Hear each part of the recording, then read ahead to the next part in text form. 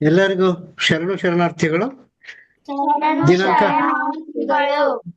ಶರಣಾರ್ಥಿಗಳು ದಿನಾಂಕ 27/4/2022 ಶ್ರೀ ಶಂಭು ಹಿರೇಮಠ್ ಅಧ್ಯಕ್ಷರು ಪ್ರಥಮ ಇಂಟರ್ನ್ಯಾಷನಲ್ ಸ್ಕೂಲ್ ಬೆಂಗಳೂರು ಇವರ ಸಹಯೋಗದೊಂದಿಗೆ ನಾವು ಈ ಅಂತರ್ಜಾಲ ಉಪನ್ಯಾಸ ಮಾಲಿಕೆಯನ್ನ ಪ್ರಾರಂಭ ಮಾಡಿದ್ದೆವು. ಇಂದಿನ ಕಾರ್ಯಕ್ರಮ 144ನೇ ಕಾರ್ಯಕ್ರಮ. ಸರಿಸುಮಾರು 3.5 ವರ್ಷಗಳಿಂದ ಈ ಕಾರ್ಯಕ್ರಮವನ್ನ ನಡೆಸಿಕೊಂಡು ಬರ್ತಾ ಇದ್ದೀವಿ. ಈ ಕಾರ್ಯಕ್ರಮದ ಯಶಸ್ವಿಗೆ ಕಾರಣರಾದಂತಹ ಎಲ್ಲ ಉಪನ್ಯಾಸಕರುಗಳನ್ನು ಹಾಗೂ ವಿದ್ವಾಂಸರುಗಳನ್ನು ಈ ಮೂಲಕ ನಾವು ಧನ್ಯವಾದಗಳನ್ನ ಹೇಳ್ತಾ, ಹಾಗೇನೆ ಈ ಎಲ್ಲ ಉಪನ್ಯಾಸಗಳಿಗೆ ಆಗಮಿಸಿ ನಮ್ಮ ವಚನ ಸಾಹಿತ್ಯ ಮಂದಾರ ಫೌಂಡೇಶನ್ ವೇದಿಕೆಯನ್ನ ಶ್ರೀಮಂತಗೊಳಿಸಿದಂತ ಎಲ್ಲ ವೀಕ್ಷಕ ಪ್ರಭುಗಳಿಗೂ ಕೂಡ ಧನ್ಯವಾದಗಳನ್ನು ಹೇಳ್ತಾ, ಇಂದಿನ ಕಾರ್ಯಕ್ರಮವನ್ನ ಶ್ರೀಮತಿ ಅನುಪಮ್ ಪಾಟೀಲ್ ಹುಬ್ಬಳ್ಳಿ ಅವರು ನಿರ್ವಹಣೆ ಮಾಡಲಿದ್ದಾರೆ. ಅವರು ಕಾರ್ಯಕ್ರಮವನ್ನ ಮುಂದುವರಿಸಬೇಕಾಗಿ ವಿನಂತಿ.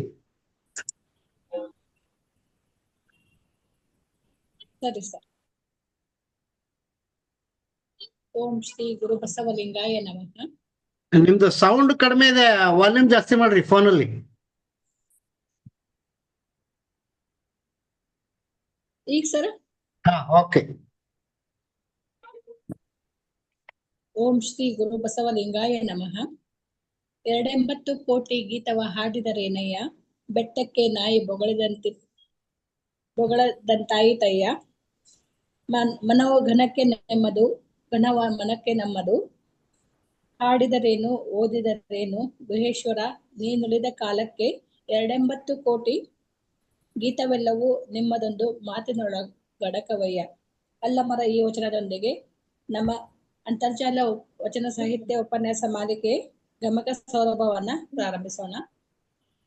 ಶ್ರೀ ಶಂಭು ಹಿರೇಮಠ್ ಅಧ್ಯಕ್ಷರು ಪ್ರಥಮ ಇಂಟರ್ನ್ಯಾಷನಲ್ ಸ್ಕೂಲ್ ಬೆಂಗಳೂರು ಇವರ ಸಹಯೋಗದೊಂದಿಗೆ ನಮ್ಮ ವಚನ ಸಾಹಿತ್ಯ ಮಂದಾರ ವೇದಿಕೆಯಿಂದ ಇಂದು 144ನೇ ಉಪನ್ಯಾಸ ಮಾಲಿಕೆ ನಡೆಯುತ್ತಿದೆ. ಆಗಮಿಸಿದಂತಹ ಎಲ್ಲ ಶರಣ ಬಂಧುಗಳಿಗೆ, ಶರಣ ಸಹೋದರ ಸಹೋದರಿಯರಿಗೆ ನನ್ನ ಭಕ್ತಿಪೂರ್ವಕ ಶರಣಾರ್ಥಿಗಳು. ಇಂದಿನ ಈ ಅಂತರ್ಜಾಲ ವಚನ ಸಾಹಿತ್ಯ ಉಪನ್ಯಾಸ ಮಾಲಿಕೆಯ ವಿಶೇಷ ಏನಂತಂದ್ರೆ, ಗಮಕ ಸೌರಭ ಶರಣೆ ಶ್ರೀಮತಿ ವಿಶಾಲ ಆರಾಧ್ಯ ಅವರಿಂದ ಗಮಕ ವ್ಯಾಖ್ಯಾನ ಮತ್ತು ಶ್ರೀಮತಿ ಶ್ರೀವಲ್ಲಿ ಶೇಷಾದ್ರಿ ಅವರಿಂದ ಗಮಕ ಕಾವ್ಯ ವಾಚನ ಮತ್ತು ಎಂದಿನಂತೆ ನಮ್ಮ ಪುಟಾಣಿಗಳಾದ ಅಶ್ವಿನಿ ನಾಶಿ ಮತ್ತು ಶ್ರೀನಿಧಿ ಕಂಕಣಮೇಲಿ ಅವರಿಂದ ವಚನ ಗಾಯನ. ನಂತರ ಸ್ವಾಗತ ಕಾರ್ಯಕ್ರಮ. ಕೊನೆಗೆ ಡಾಕ್ಟರ್ ವಿಜಯಕುಮಾರ್ ಕಮ್ಮಾರ್ ಅವರಿಂದ ಸಂವಾದ ನಿರ್ವಹಣೆ ಮತ್ತು ಶರಣು ಸಮರ್ಪಣೆಯನ್ನು ಇರುತ್ತದೆ. ಈಗ ಕುಮಾರಿ ಅಶ್ವಿ ಮತ್ತು ಶ್ರೀನಿಧಿ ಕಂಕಣಮೇಲಿ ಅವರಿಂದ ವಚನ ಗಾಯನ. ಇವೆರಡು ಪುಟಾಣಿ ಮಕ್ಕಳು ಬಾಗಲಕೋಟೆಯಲ್ಲಿ ಹೈಸ್ಕೂಲ್ ಅನ್ನು ಓದುತ್ತಿದ್ದಾರೆ ಮತ್ತು ವಿಜಯಲಕ್ಷ್ಮಿ ಭದ್ರಶೆಟ್ಟಿ ಅವರ ಇಲ್ಲಿ ವಚನ ಸಂಗೀತವನ್ನ ಕಲಿಯುತ್ತಿದ್ದಾರೆ. ಹೇಳಿ ಪುಟಾಣಿ. ಓಂ ಶ್ರೀ ಗುರು ಬಸವಲಿಂಗಾಯ ನಮಃ. ಎಲ್ಲರಿಗೂ ಶರಣಾರ್ಥಿಗಳು. ಇಲ್ಲೇ ನಿಂಬೆ ಮಾವಿನ ಮಾದಕ್ಕೆ ಕುಳಿನಿ ಸೆರೆದವರಾರಯ್ಯ. ಇಳೆ ನಿಂಬೆ ಮಾವಿನ ಮಾದಕ್ಕೆ ಕುಳಿನಿ ಸೆರೆದವರಾರಯ್ಯ. ಹಲಸಿನ ಮರಕ್ಕೆ ಹಲಸಿನ ಮರಕ್ಕೆ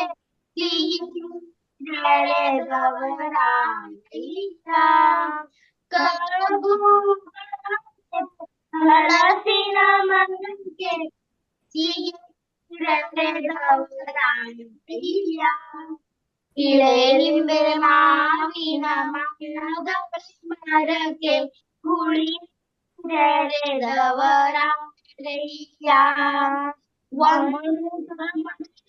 ಗೆ ಗಿಡಕ್ಕೆ ಸುಗಂಧವನ್ನರಯ್ಯ.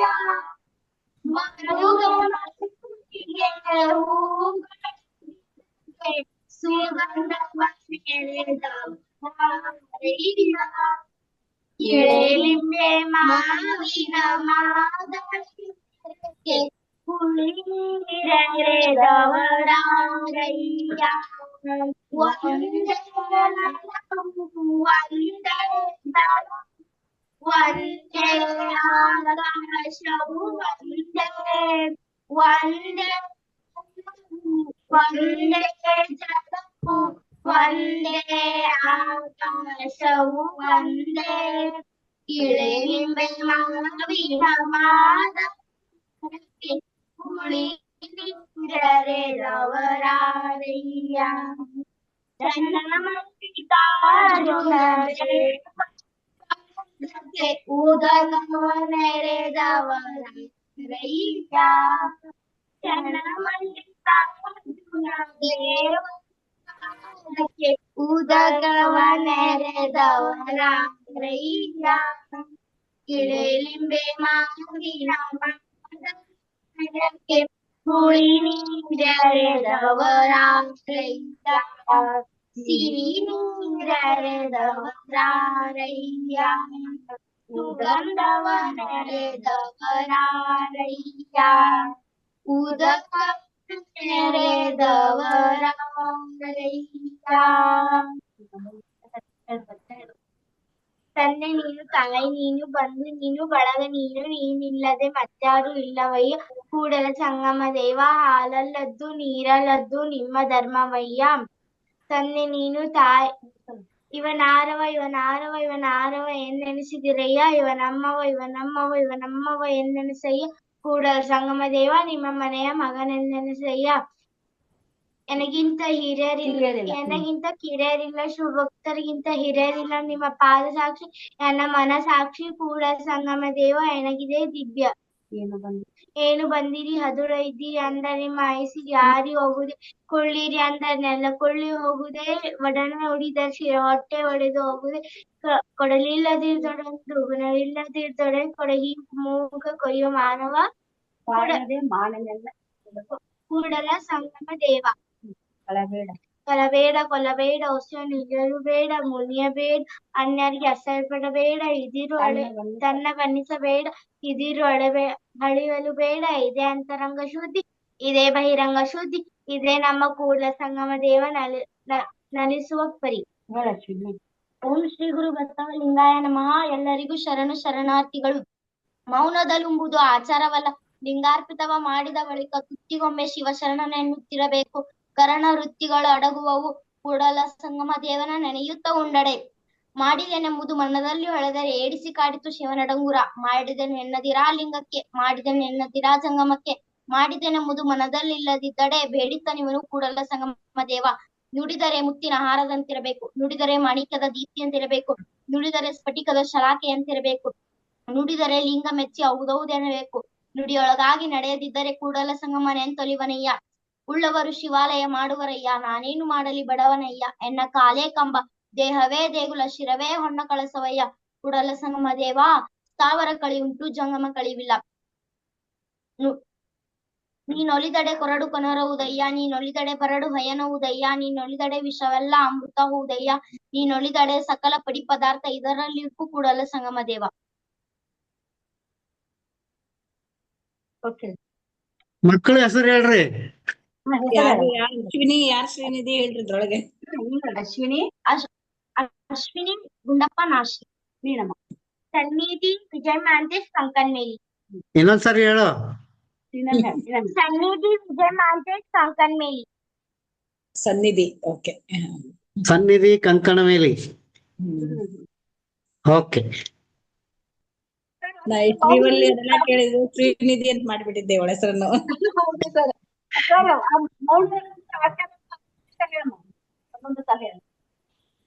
ಮೌನದಲ್ಲುಂಬುದು ಆಚಾರವಲ್ಲ ಅಂದ್ರ ನಮ್ ಪದ್ಧತಿ ಒಳಗ ಮೌನವಾಗಿ ಉಣ್ಣುವುದು ಪದ್ಧತಿ ಇಲ್ಲ ಅಂತ.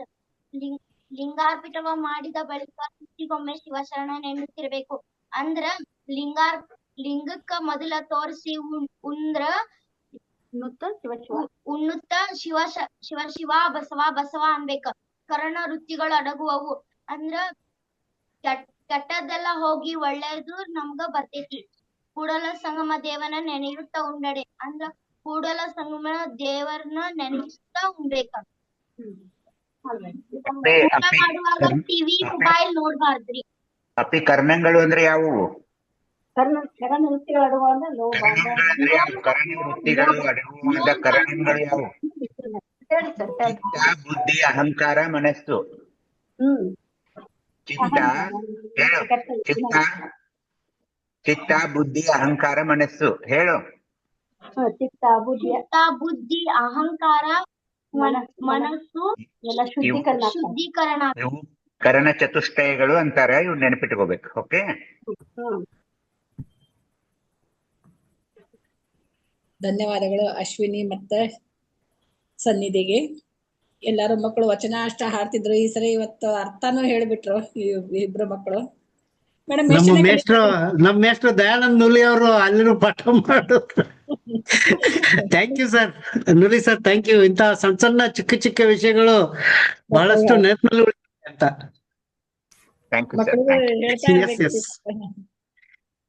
ಮೇಡಮ್ ಎಷ್ಟು ಜನ ಇದಾರೆ ಮಕ್ಕಳು ನಿಮ್ ಕಡೆ ಕಲಿಯೋದು? ನಮ್ ಕಡೆ 35 ಮಕ್ಕಳು ಅದಾವ್ರಿ ಮೇಡಮ್. 35 ದೊಡ್ಡ ಕೆಲಸ. ಮಕ್ಕಳಿಗೆ ಹೇಳ್ಕೊಡೋದಂತೂ ಬಹಳ ದೊಡ್ಡ ಕೆಲಸ. ಬರ್ತಾರಿ ಮೇಡಮ್. ಎಲ್ಲಾರು ಆಸಕ್ತಿಯಿಂದ ಬಂದು ಕಲಿತಾರಿ ಮೇಡಮ್. ರವಿವಾರಕ್ಕೊಮ್ಮೆ ಬರ್ತಾರಿ ಮೇಡಮ್. ಸರಿ ಈಗ ಮತ್ತೆ ಸಾಮೂಹಿಕವಾಗಿ ಇಷ್ಟಲಿಂಗ ಪೂಜೆನೂ ಮಾಡ್ಕೋತಾರಿ ಮೇಡಮ್. ಈ ಲಿಂಗ ಕಟ್ಟಿಂದ ಎಲ್ಲಾರು. ಆಮೇಲೆ ಮೇಡಮ್ ಒಂದ್ ಪ್ರಭಾತ್ ಸಂಚಲನ ಮಾಡ್ತೀವಿ ಮೇಡಮ್. ರವಿವಾರಕ್ಕೊಮ್ಮೆ ಒಂದು ಓಣಿಯೊಳಗ ಅಡ್ಡಾಡಿ ಎಲ್ಲಾ ಶಿವನಾಮವನ್ನ ಭಜನಾ ಮಾಡ್ಕೋತ ಅಡ್ಡಾಡಿ ಬರ್ತೀವಿ ಮಕ್ಕಳೊಂದಿಗೆ. ಹೌದ್ರಿ ಮೇಡಮ್. ಮುಖ್ಯವಾಗಿ ಮಕ್ಕಳಿಗೆ ಕಲಿಸ್ಕೊಡ್ಬೇಕಲ್ಲ ಇವನ್ನ. ಮುಂದೆ ಇದು ಆಗೋರ ಶರಣಾರ್ಥಿಗಳು ಮೇಡಮ್. ಈಗ ಸ್ವಾಗತ ಕಾರ್ಯಕ್ರಮ. ಮೊದಲನೆಯದಾಗಿ ಕಾರ್ಯಕ್ರಮದಲ್ಲಿ ಉಪಸ್ಥಿತರಾದಂತಹ ಎಲ್ಲ ಶರಣ ಸಂಕುಲಕ್ಕೆ ನಮ್ಮ ವಚನ ಸಾಹಿತ್ಯ ಮಂದಾರ ವೇದಿಕೆಯ ಪರವಾಗಿ ತುಂಬು ಹೃದಯದ ಸ್ವಾಗತವನ್ನ ಕೋರುತ್ತೇನೆ. ವಚನ ಗಾಯನವನ್ನ ಮಾಡಿದಂತಹ ಅಶ್ವಿನಿ ನಾಸಿ ಮತ್ತು ಸನ್ನಿಧಿ ಕಂಕಣಮೇಲಿ ಅವರಿಗೂ ಕೂಡ ನಮ್ಮ ಪ್ರೀತಿಯ ಸ್ವಾಗತ.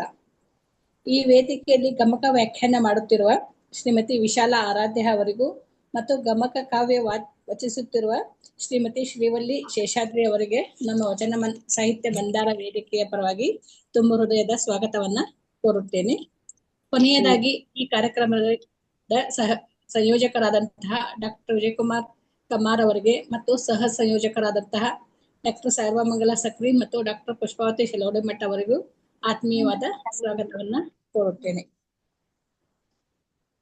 ಅಷ್ಟವಿಧಾರ್ಚನೆ ಷೋಡಶೋಪಚಾರವ ಮಾಡುವುದು, ಮಾಡಿದ ಪೂಜೆಯ ನೋಡುವುದಯ್ಯ, ಶಿವತತ್ವ ಗೀತೆಯ ಪಾಡುವುದು, ಶಿವನ ಮುಂದೆ ನಲಿದಾಡುವುದಯ್ಯ, ಭಕ್ತಿ ಸಂಭಾಷಣೆಯ ಮಾಡುವುದು, ನಮ್ಮ ಕೂಡಲ ಸಂಗನ ಕೂಡುವುದಯ್ಯ.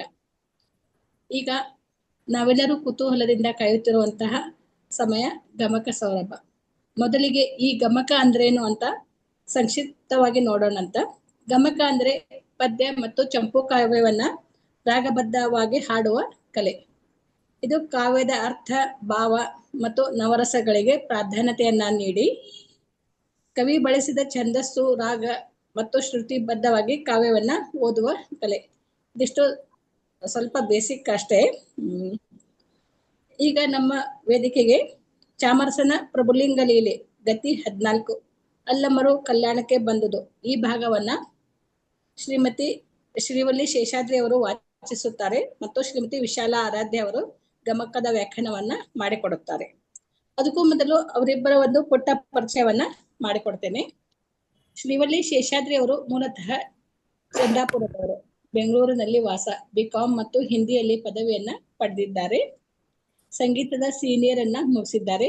ಸಾಹಿತ್ಯ ಮತ್ತು ಸಂಗೀತದ ಆಸಕ್ತಿ ಮತ್ತು ಹವ್ಯಾಸದೊಂದಿಗೆ ಇತ್ತೀಚೆಗೆ ಗಮಕ ವಾಚನದ ಅಭಿರುಚಿಯಲ್ಲಿ ತೊಡಗಿಸಿಕೊಂಡು ಹಲವಾರು ಕಾರ್ಯಕ್ರಮಗಳಲ್ಲಿ ಗಮಕವನ್ನ ವಾಚಿಸಿದ್ದಾರೆ. ಅವರ 2 ಕವನ ಸಂಕಲನಗಳು ಪ್ರಕಟವಾಗಿವೆ. ಯಾವ ಅಂತ ಮೇಡಮ್ ತಿಳಿಸಿಲ್ಲ, ನೀವೇ ಹೇಳ್ಬೇಕು ಮೇಡಮ್ ನಿಮ್ದು ಬಂದಾಗ. ಇನ್ನು ವಿಶಾಲ ಆರಾಧ್ಯ ಅವರು ಕನ್ನಡ MA ಪದವೀಧರರಾದ ಶಾಲಾ ಶಿಕ್ಷಕಿಯಾಗಿರುವಂತಹ ವಿಶಾಲ ಆರಾಧ್ಯ ಅವರು ಸಾಹಿತ್ಯ ಮತ್ತು ಸಂಗೀತವನ್ನ ಹವ್ಯಾಸವಾಗಿ ಬೆಳೆಸಿಕೊಂಡಿದ್ದಾರೆ. ಮೂಲತಃ ಬೆಂಗಳೂರಿನ ಆನೇಕಲ್ ತಾಲೂಕಿನವರು. ತಂದೆ ದಿವಂಗತ ರಾಜಶೇಖರ್ ಆರಾಧ್ಯ ಅವರು ಮತ್ತು ತಾಯಿ ಶಾಂತಕುಮಾರಿ ಅವರು. ಇನ್ನು ಅವರ ಸಾಹಿತ್ಯಿಕ ರಚನೆಯನ್ನ ನೋಡುವುದಾದ್ರೆ ಸೌಗಂಧಿಕ ಸುರವನ್ನ ಕವನ ಸಂಕಲನ, ಬೊಂಬಾಯಿ ಮಿಠಾಯಿ ಮಕ್ಕಳ ಕವಿತೆ, ಜೀರ್ ಜೀರ್ ಜಿರಂಗಿ ಗೊಂಬೆಗೊಂದು ಚೀಲ ಮಕ್ಕಳ ಕಥಾ ಸಂಕಲನ, ಕರ್ನಾಟಕ ರತ್ನಗಳು ಮತ್ತು ನಡೆದಷ್ಟು ದಾರಿ ಇವು ಪ್ರಬಂಧಗಳು. ನೀ ಒಲವಿನ ಹಾದಿಯ ಕುಸುಮಗಳು ಎಂಬ ಕವನ ಸಂಕಲನಗಳು ಪ್ರಕಟಗೊಂಡಿವೆ. ಬೊಂಬಾಯಿ ಮಿಠಾಯಿ ಪುಸ್ತಕಕ್ಕೆ ಕನ್ನಡ ಸಾಹಿತ್ಯ ಪರಿಷತ್ತಿನ ವಸುದೇವ್ ಗೋಪಾಲ ದತ್ತಿ ಪ್ರಶಸ್ತಿ, ಕರ್ನಾಟಕ ಲೇಖಕಿಯರ ಸಂಘದಿಂದ ಗುಣಸಾಗರಿ ನಾಗರಾಜ್ ದತ್ತಿ ಪ್ರಶಸ್ತಿ ದೊರಕಿದೆ. ಗೊಂಬೆಗೊಂದು ಚೀಲ ಪುಸ್ತಕಕ್ಕೆ ಪಳಕಳ ಸೀತಾರಾಮ ಭಟ್ ದತ್ತಿ ಪ್ರಶಸ್ತಿ, ಶಹಪುರದ ಅಲ್ಲಮಪ್ರಭು ಪ್ರಕಾಶನದವರು ನೀಡುವ ರಾಜ್ಯ ಮಟ್ಟದ ಶ್ರೀ ಹೊನ್ಕಲ್ ಪುರಸ್ಕಾರವು ದೊರೆತಿದೆ. ತೆಲುಗು ಲೇಖಕರಾದ ಸೈಯದ್ ಸಲೀಂ ಅವರ ಅಂದಮೈನ ಕಾನುಕ ಎಂಬ ತೆಲುಗು ಮಕ್ಕಳ ಕಾದಂಬರಿಯನ್ನ ಅಂದದ ಉಡುಗೊರೆ ಎಂದು ಕನ್ನಡಕ್ಕೆ ಅನುವಾದಿಸಿದ್ದಾರೆ. ಸಮಾಧಿ ಎಂಬ ಹಿಂದಿ ಆಧ್ಯಾತ್ಮಿಕ ಪುಸ್ತಕವನ್ನ ಕನ್ನಡಕ್ಕೆ ಅನುವಾದಿಸಿದ್ದಾರೆ. ಸಂಗೀತ ಪ್ರಿಯರಾದ ವಿಶಾಲ ಆರಾಧ್ಯ ಮತ್ತು ಶ್ರೀವಳ್ಳಿ ಶೇಷಾದ್ರಿ ಅವರು ನಮ್ಮ ವೇದಿಕೆಗೆ ಬಂದು ವಚನ ಗಮಕವನ್ನ ಹೇಳ್ಬೇಕಂತ ಕೇಳ್ಕೊಳ್ತೀನಿ. ಮೊದಲಿಗೆ ಸ್ವಲ್ಪ ಪೀಠಿಕೆ ಹೇಳ್ಬಿಡ್ತೇನೆ ಮೇಡಮ್. ಹಾ ರೀ. ಎಲ್ಲರಿಗೂ ಶರಣಾರ್ಥಿಗಳು. ಪ್ರಭುಲಿಂಗ ಲೀಲೆಯ ಕರ್ತೃ ಚಾಮರಸ ಕವಿ. ಇಮ್ಮಡಿ ಪ್ರೌಢದೇವರಾಯನ ಕಾಲದ 101 ವಿರಕ್ತರಲ್ಲಿ ಇವನು ಸಹ ಒಬ್ಬನು.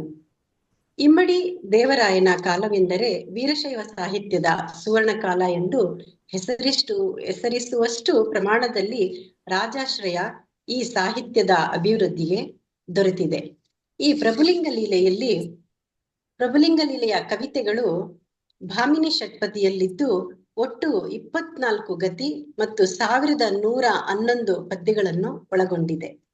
ಪ್ರಭುಲಿಂಗ ಲೀಲೆ ಪ್ರಭುವಿನ ಮಾನುಷ ಶಕ್ತಿಗಿಂತ ದೈವಿ ಶಕ್ತಿಗೆ ಹೆಚ್ಚು ಬೆಲೆ ಕೊಟ್ಟು ಅನುಪಮನೂ ಪರಿಪೂರ್ಣನೂ ಜಿತ ಕಾಮನೂ ಪರಮ ವೈರಾಗ್ಯ ಮೂರ್ತಿಯೂ ಚಿತ್ರಿತವಾದ ಹಿರಿಯ ಚೇತನವೊಂದರ ಅಮಾನುಷ ಜೀವನ ಚರಿತ್ರೆಯಾಗಿದೆ. ಈಗ 11 ಗತಿಯ ಕವಿತೆಗಳನ್ನ ಗಮಕ ಮತ್ತು ವ್ಯಾಖ್ಯಾನದ ಮೂಲಕ ಇದ್ದೀವಿ. ಶರಣಾರ್ಥಿಗಳು.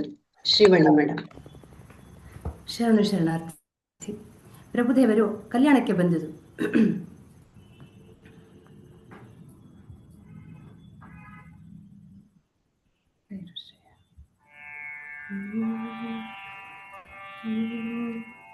ಬಸವ ಮೊದಲಾಗಿದ್ದ ಭಕ್ತರನು ಅಸಮಲ್ಲಮನು ಬಂದು ಕಂಡನು ವಸುಮತಿಗೆ ಚೆಲುವಾದ ವರ ಕಲ್ಯಾಣಪುರದೊಳಗೆ ಶರಣರೆಲ್ಲರೂ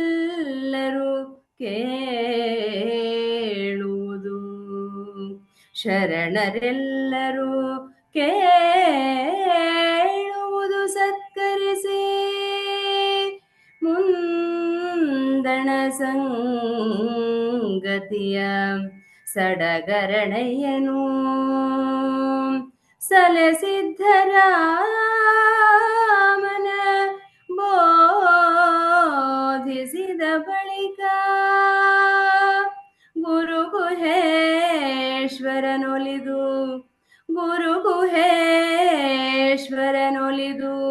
ಭಕ್ತರಿಗೆ ಬರೆದ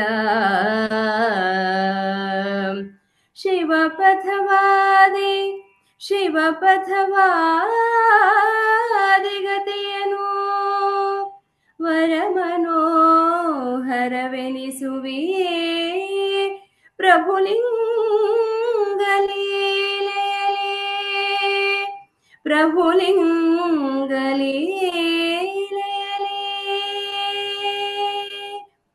ಬಸವರಾಜನ ಚಾರು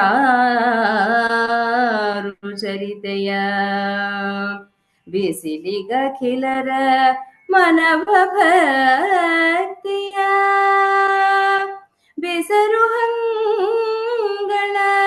ವಿಕಸಿತವನೈದಿರಲು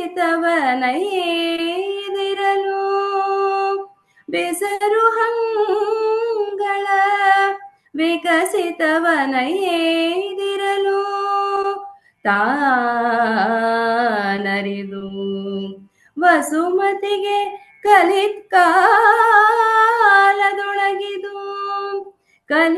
ಕಲಿಕಾಲದೊಳಗಿದು ಹೊಸತಲ ಎಂದೆನುತೆ ಸಂತೋಷಿಸುತ್ತಲಿದ್ದನು ಗುರುಗುಹೇಶ್ವರ ಲಿಂಗಲೀಲೆಯಲಿ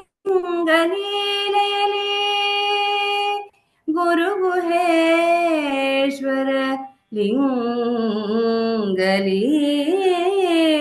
ಲಿಂಗಲೀಲೆಯಲಿ.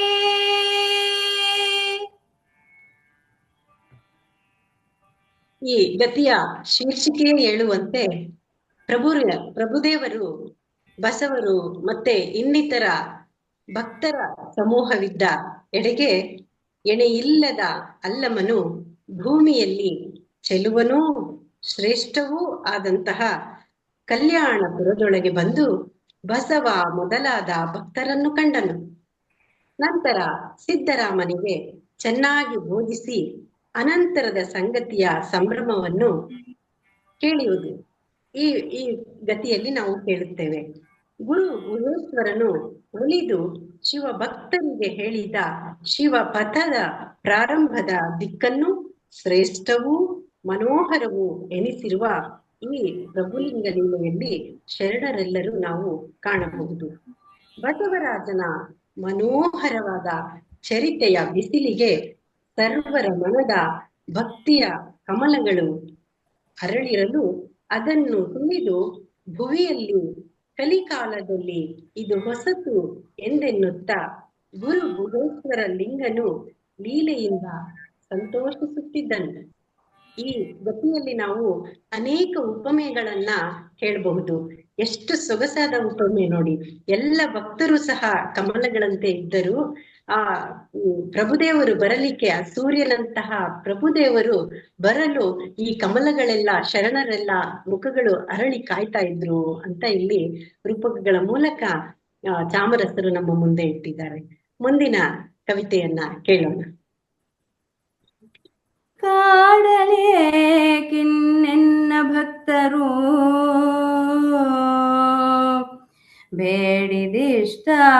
ಬೇಡಿದಿಷ್ಟಾರ್ಥಗಳನ್ನು ಕೈಗೂಡಿಸುವೆನು ಎಂದೆನುತೆ ಕರುಣರಸಾರ್ದ್ರ ಚಿತ್ತದಲ್ಲಿ ಹಾಡುತ್ತಾಡುತ್ತೆ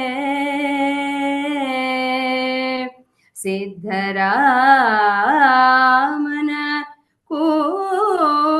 ಕೂಡಿಕೊಡುತ್ತಲೇ ಬಸವರಾಜನ ನೋಡಲಿಕೆ ಅಲ್ಲಮನು ಸೊನ್ನಲಾಪುರವ ಹೊರವಂಟ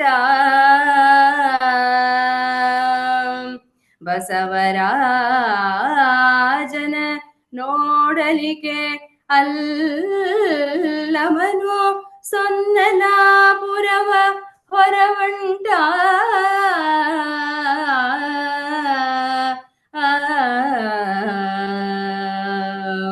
ಕೆರೆ ಸರೋವರ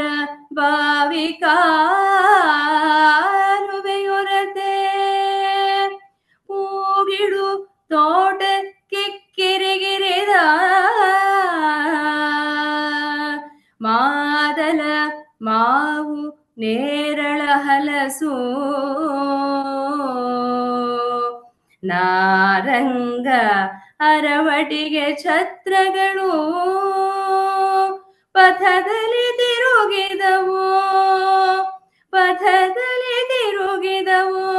ಬಸವೇಶ ಮಾಡಿಸೆ ಮೆರೆದುವ ಕಾನನದ ಪಥಿಕರಡಗೆಯ ಮೆರೆದುವ ಕಾನನದ ಪಥಿಕರ ಟಗೆಯ ನಾರಿಸುತ್ತೆ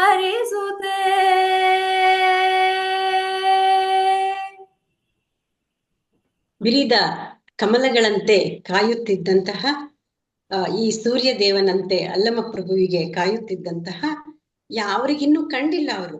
ಇನ್ನು ಕಾಡುವುದೇಕೆ, ನನ್ನ ಭಕ್ತರು ಬೇಡಿದ ಇಷ್ಟಾರ್ಥಗಳನ್ನು ಕೈಗೂಡಿಸುವೆನೆಂದು ಕರ್ಣರಸದಿಂದ ಒದ್ದೆಯಾದ ಮನದಿಂದ ಹಾಡುತ್ತಾ ಸಿದ್ದರಾಮನೊಂದಿಗೆ ಬಸವರಾಜನನ್ನು ನೋಡಲಿಕ್ಕೆಂದು ಅಲ್ಲಮರು ಸೊನ್ನಲಾಪುರದಿಂದ ಹೊರಡುತ್ತಾರೆ. ನಂತರ ದಾರಿ ಮಧ್ಯದಲ್ಲಿ ಈ ಅಲ್ಲಮ ಪ್ರಭುವಿಗೋಸ್ಕರ ಯಾವ ರೀತಿ ಸಿದ್ಧತೆಗಳನ್ನ ಬಸವೇಶ್ವರರು ಮಾಡಿದ್ರು ಅನ್ನುವುದ ಈ ಒಂದು ಪದ್ಯದಲ್ಲಿ ಬಹಳ ಸೊಗಸಾಗಿ ವರ್ಣಿಸಿದ್ದಾರೆ. ಕೆರೆ, ಸರೋವರ, ಬಾವಿ, ಕಾಲುವೆ, ಹಳ್ಳ ಕೊಳ್ಳ, ಹೂಗಿಡಗಳು, ತೋಟ, ಇಡಿ ಕಿರಿದು ತುಂಬಿದ ಮಾದಲ, ಮಾವು, ನೇರಳೆ, ಹಲಸು, ನಾರಂಗ ಮುಂತಾದ ಮರಗಿಡಗಳು, ಅರವಟ್ಟಿಗೆ, ಛತ್ರಗಳು ದಾರಿಯಲ್ಲಿ ತುಂಬಿದ್ದವು. ಇವೆಲ್ಲವುಗಳನ್ನು ಬಸವೇಶ್ವರರು ಅಲ್ಲಮರಿಗೋಸ್ಕರ ನಿರ್ಮಿಸಿ ಕಾಡಿನ ಹಾದಿಯಲ್ಲಿ ಹಾದಿಹೋಕರಿಗೆ ಬಿಸಿಲಿನ ತಾಪವನ್ನು ಹೋಗಲಾಡಿಸುತ್ತಾ ಅವು ಶೋಭಿಸುತ್ತಿದ್ದವು. ಈ ಬಸವಣ್ಣನವರಿಗೆ ಪೂರ್ವ ಬರುತ್ತಾರೆ ಅನ್ನುವ, ಈಗ ಯಾರಾದ್ರೂ ಈಗಿನ ಕಾಲಕ್ಕೆ ಹೇಳ್ಬೇಕು ಅಂದ್ರೆ ಒಬ್ಬ ಹೆಸರಾಂತ ವ್ಯಕ್ತಿ, ಅಂದ್ರೆ ಕಲೆಗಳಲ್ಲಿ ಹೆಸರಾಂತ ವ್ಯಕ್ತಿ ನಮ್ಮ ಊರಿಗೆ ಅಥವಾ ನಮ್ಮ ನಾಡಿಗೆ ಬರ್ತಾರೆ ಅಂದ್ರೆ ಯಾವ ರೀತಿಯ ವಿಜೃಂಭಣೆಯಿಂದ, ತಳಿರು ತೋರಣಗಳಿಂದ ಅಲ್ಲಿ ವಿಜೃಂಭಿಸುತ್ತೆ ನಗರ ಅನ್ನುವಂತೆ ಇಲ್ಲಿ ಹಾದಿ ಹೋಕರಿಗೆ ಮತ್ತು ಕಾಡಿನ ಮಧ್ಯದಲ್ಲಿ ನಡೆದು ಹೋಗುವ ಜನರಿಗೆ ಅರವಟ್ಟಿಗೆ, ಛತ್ರಗಳು ಮತ್ತೆ ಛತ್ರಿಗಳು ದಾರಿಯಲ್ಲಿ ತುಂಬಿ ತುಳುಕಾಡ್ತಿದ್ವು. ಆ ರೀತಿ ಅಲ್ಲಮರು ಬರುವ ದಾರಿಯನ್ನ ಈ ರೀತಿ ಶೃಂಗರಿಸಿದ್ರು ಅಂತ ಚಾಮರಸರು ವರ್ಣಿಸಿದ್ದಾರೆ. ಮುಂದಿನ ಪದ್ಯವನ್ನು ಕೇಳೋಣ. ಲೇಸೆನಿಸಿ ವಿಶ್ರಮಿಸುವವರಿಗೆ, ಲೇಸೆನಿಸಿ ವಿಶ್ರಮಿಸುವವರಿಗೆ ನಿವಾಸ ಗೇಹಗಳು ಅಲ್ಲಿಗಲ್ಲಿಗೆ, ಹಾಸುಗಳು ಹಲವಂದುದು ಉಪಚಾರದ ಪದಾರ್ಥಗಳು, ಭಾಸುರತೆ ಎನಿಸಿರ್ದುದು, ಭಾಸುರತೆ ಎನಿಸಿರ್ದುದು ಬಸವೇಶ ಮಾಡಿಸಲದನು ಅಡವಿಯಲಿ ಆ ಸಂತೋಷವನೇ, ಅಡವಿಯಲಿ ಸಂತೋಷವನೇ ಸಲಬೀರುತ್ತಿರ್ದುದು ಸಕಲ ಪಥಿಕರಿಗೆ. ಕೂಡಿ ವಿಪಿನದ ಬಟ್ಟೆ ಸುಖವನೇ, ಕೂಡಿ ವಿಪಿನದ ಬಟ್ಟೆ ಸುಖವನೇ ತೀಡುತ್ತಿರಲ ಸಿದ್ದರಾಮನ ಕೂಡೆ, ಹೇಳುತ್ತಲೇ ಅಲ್ಲಮ ಪ್ರಭುಲಿಂಗಲೀಲೆಯಲಿ ನೋಡಿದನು ಕಣ್ತುಂಬಿ ಹರುಷವ, ಮಾಡಿದನು ಮನ ತುಂಬಿ ಬಸವನ ಧರ್ಮದುನ್ನತಿಗೆ, ಮನ ತುಂಬಿ ಬಸವನ ಧರ್ಮದುನ್ನತಿಗೆ.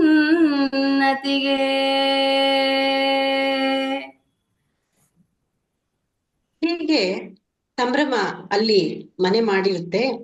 ಒಳ್ಳೆಯದೆನ್ನಿಸಿ ವಿಶ್ರಮಿಸುವವರಿಗೆ ಅಲ್ಲಿಗಲ್ಲಿಗೆ ವಾಸದ ಮನೆಗಳಿದ್ದವು, ಏರ್ಪಡಿಸಿದ್ರು.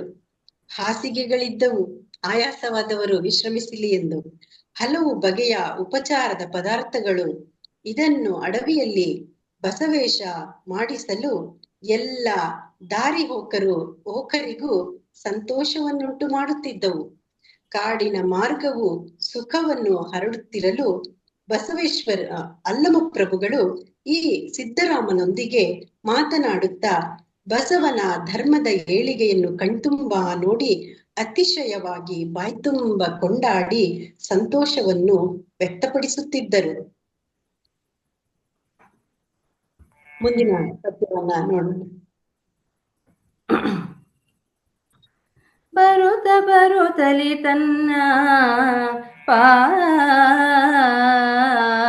ಸ್ಪರುಶನಕ್ಕೆ ಬರುತ್ತಲೇ ತನ್ನ ಪಾದ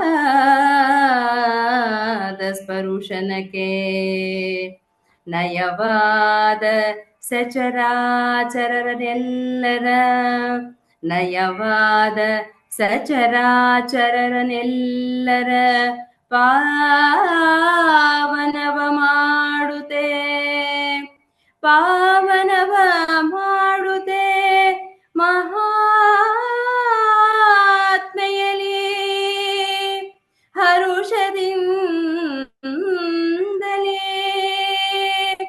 ಹರುಷದಿಂದಲೇ ಬಂದು ಕಂಡನು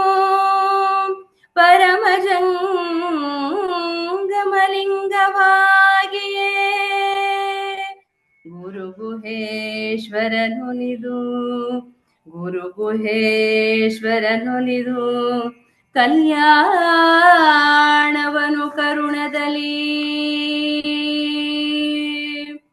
ಎತ್ತ ನೋಡಿದಡತ್ತ ನಗರದ ಸುತ್ತ ಹೊರವಲಯದಲ್ಲಿ ನಗರದ ಸುತ್ತ ಹೊರವಲಯದಲ್ಲಿ ಕಾಣಿಸಿ ಕತ್ತಲಿಸುವ ಸಮಸ್ತ ಭೋಗಾರುಹದ ತರುಲತೆಯ ಮುಕ್ತಿ ಮೋಹಿಸಿಮಿಗೆ ವಿಳಾಸತೆವೆತ್ತ ಶುಕಪಿಕ ಕೇಕಿ ಕೋಕದ ಮೊತ್ತಗಳ ಶುಕಪಿಕ ಕೇಕಿ ಕೋಕದ ಮೊತ್ತಗಳ ನಡೆನುಡಿಗಳ ಉದ್ಯಾನವನು ಪ್ರಭು ಕಂಡ ನಡೆನುಡಿಗಳ ಉದ್ಯಾನವನು ಪ್ರಭು ಕಂಡ.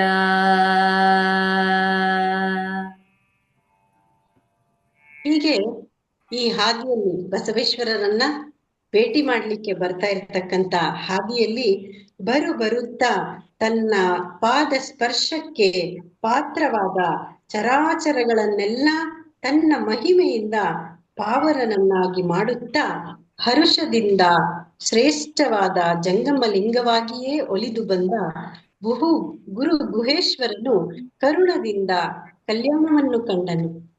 ಸಾಕ್ಷಾತ್ ಪರಶಿವನ ಅವತಾರವೇ ಅಲ್ಲಮಪ್ರಭುಗಳು ಅನ್ನುವುದು ಎಲ್ಲರಿಗೂ ಗೊತ್ತಿರುವಂತಹ ವಿಷಯ. ಇವರ ಪಾದ ಸ್ಪರ್ಶದಿಂದ ಹಾದಿಯಲ್ಲಿ ಬರುವಂತಹ ಎಲ್ಲ ವಸ್ತುಗಳು ಮತ್ತು ಜನರು ಅವರ ಪಾದ ಸ್ಪರ್ಶವನ್ನ ತಾಗಿದಂತಹ ಹಾದಿಯಲ್ಲಿ ನಡೆಯುವವರೆಲ್ಲರೂ ಸಹ ಪವಿತ್ರವಾಗಿ ಶ್ರೇಷ್ಠವಾದವರಂತೆ ಭಾವಿಸುತ್ತಾ ಹೀಗೆ ಕಲ್ಯಾಣವನ್ನ ಕಂಡನು. ನಗರದ ಸುತ್ತ ಹೊರಭಾಗದಲ್ಲಿ ಹೆತ್ತ ನೋಡಿದರತ್ತ ಆ ಕಡೆ ಕಾಣಿಸಿ ಕಣ್ಣ ಕತ್ತರಿಸುವ ಭೋಗದ ತಿಳುವಳಿಕೆಯನ್ನುಂಟು ಮಾಡುವ ವೃಕ್ಷಗಳು ಬಳ್ಳಿಗಳು ಕವಿದು ಮೋಹಿಸಿ ಅತಿಶಯವಾಗಿ ಶೋಭೆಯನ್ನು ಪಡೆದ ಗಿಳಿ ಕೋಗಿಲೆ ನವಿಲು ಚಕ್ರವಾಕ ಸಮೂಹಗಳ ನಡೆ ನುಡಿಯಿಂದ ಕೂಡಿರುವ ಈ ಉದ್ಯಾನವನ್ನು ಪ್ರಭುವು ಹಾದು ಹೋಗುತ್ತಿದ್ದರು. ಮುಂದಿನ ಪದ್ಯವನ್ನ ನೋಡೋಣ. ಪುರದೊಳಗೆ ಚರಿಸುವ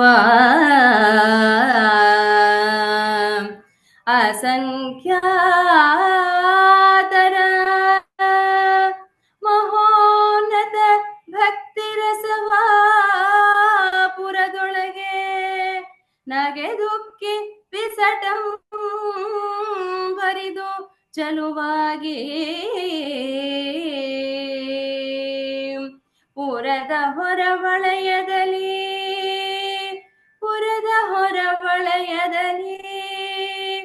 ಬಳಸಿತೋ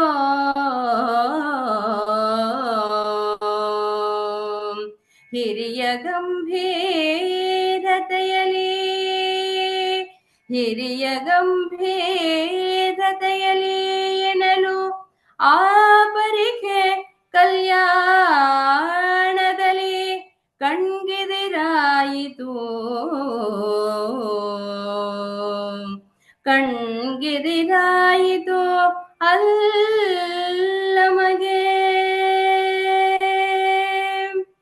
ನಲವಿನಲಿ ಗಿರಿರಾಜನ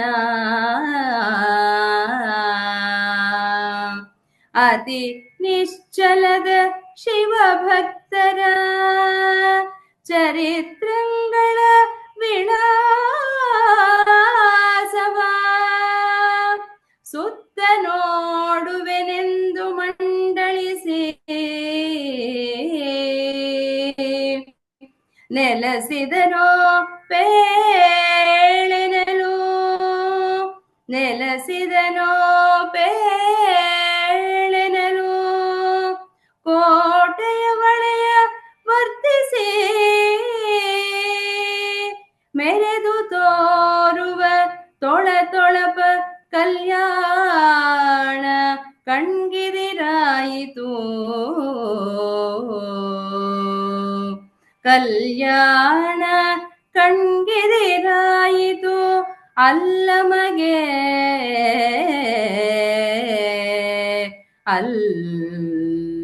ಅಲ್ಲಮಗೆ.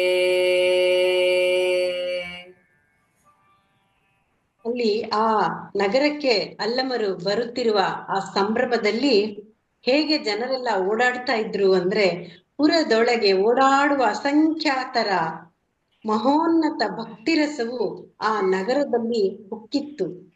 ಎಲ್ಲೆಡೆ ಚೆಲುವಾಗಿ ಹರಡಿ ಪುರದ ಹೊರಭಾಗದಲ್ಲಿ ಹಿರಿದಾದ ಗಂಭೀರತೆಯಿಂದ ಸುತ್ತುಗಟ್ಟಿತೋ ಎನ್ನುವಂತೆ ಚೆಲುವು ಆ ಕಲ್ಯಾಣದಲ್ಲಿ ಅಲ್ಲಮನ ಕಣ್ಣಿಗೆ ಎದಿರಾಯಿತು. ಸಂತೋಷದಿಂದ ಗಿರಿರಾಜನು ಚಾಂಚಲ್ಯವಿಲ್ಲದ ಶಿವಭಕ್ತರ ಚರಿತ್ರಗಳ ವಿಳಾಸವನ್ನು ಸುತ್ತಲೂ ನೋಡುವೆನೆಂದು ಚಕ್ರಾಕಾರವಾಗಿ ನೆಲೆಸಿದನೋ ಹೇಳು ಎನ್ನುವಂತೆ ಕೋಟೆಯ ಆವರಣದಿಂದ ಸುತ್ತುವರಿಯಲ್ಪಟ್ಟು ಶೋಭಾಯಮಾನವಾಗಿ ತೋರುವ ತನ್ನ ಪ್ರಕಾಶಮಾನವಾದ ಕಾಂತಿಯಿಂದ ಕೂಡಿ ಬೆಳಗುವ ಕಲ್ಯಾಣವು ಅಲ್ಲಮನ ಕಣ್ಣಿಗೆ ಎದುರಾಯಿತು. ಮುಂದಿನ ಪದ್ಯವನ್ನು ನೋಡೋಣ.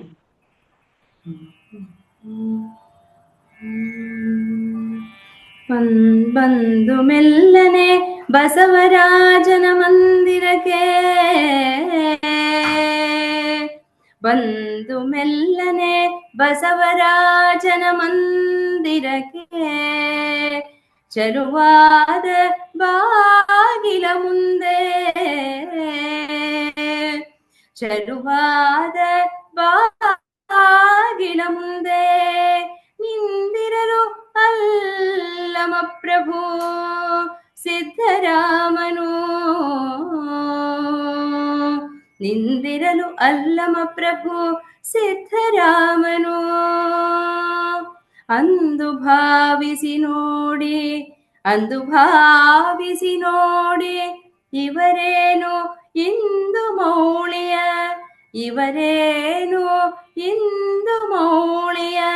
ಸಗುಣ ನಿರ್ಗುಣದ ಅಂದವಿಗರೋ ಶಿವ ಶಿವ ಎನ್ನುತ್ತಿದ್ದುದು ಅಖಿಲ ಜನ ಶಿವ ಶಿವ ಎನ್ನುತ್ತಿದ್ದುದು ಅಖಿಲ ಜನ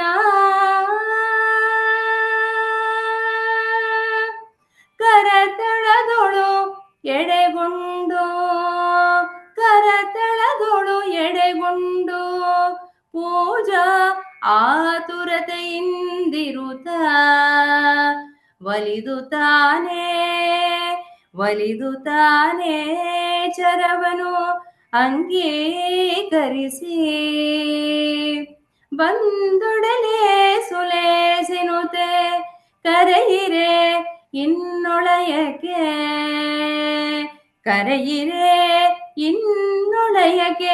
ಎನ್ನೊಡೆಯರನು ಕರೆಯಿರೆ ಇನ್ನೊಳಯಕ್ಕೆ ಎನ್ನೊಡೆಯರನು ತಡುವೇಕೆನುತೆ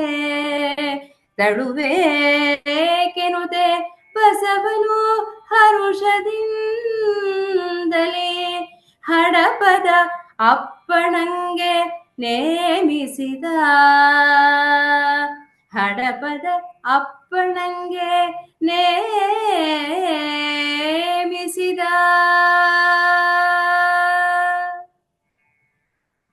ಇಲ್ಲಿ ಬಸವಣ್ಣನವರಿಗೆ ಅಲ್ಲಮ ಪ್ರಭುವಿನ ಬರುವಿಗಾಗಿ ಇಷ್ಟೆಲ್ಲ ತಯಾರಿಯನ್ನ ಮಾಡಿಕೊಂಡು ಹಾದಿ ಬೀದಿಗಳನ್ನ ಎಲ್ಲ ಶೃಂಗರಿಸಿ, ಮತ್ತೆ ಆ ಬರುವ ದಾರಿಯಲ್ಲೂ ಸಹ ಬಸವಣ್ಣನವರಿಗೆ ಅನುವಾಗುವಂತಹ ಗಿಡ ಮರಗಳು ಸೊಂಪಾಗಿ ಬೆಳೆದಿದ್ದವು, ಅದರಲ್ಲಿ ಹಣ್ಣು ಹೂಗಳು ವಿಜೃಂಭಿಸುತ್ತಿದ್ದವು, ಮತ್ತೆ ಶುಕ ಪಿಕಗಳು ಕೂಗುತ್ತಿದ್ದವು.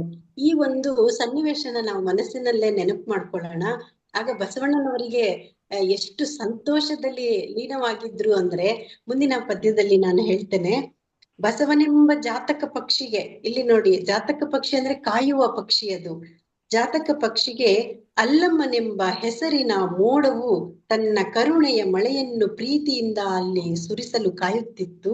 ಅಲ್ಲಿ ಹೊರಸೂಸುವುದನ್ನು ನಾವು ಸವಿಯಬೇಕು ಎಂದು ಆಕಾಶದಲ್ಲಿ ಮುತ್ತಿದ ದೇವತೆಗಳು ಶ್ರೇಷ್ಠವಾದ ವಿಮಾನಗಳ ಮೊತ್ತವೂ ಹೇಳು ಎನ್ನುವಂತೆ ಬುರುಜುಗಳು ಸಾಲು ಕಲ್ಯಾಣದಲ್ಲಿ ಚೆಲುವಾಗಿ ಶೋಭಿಸಿತು.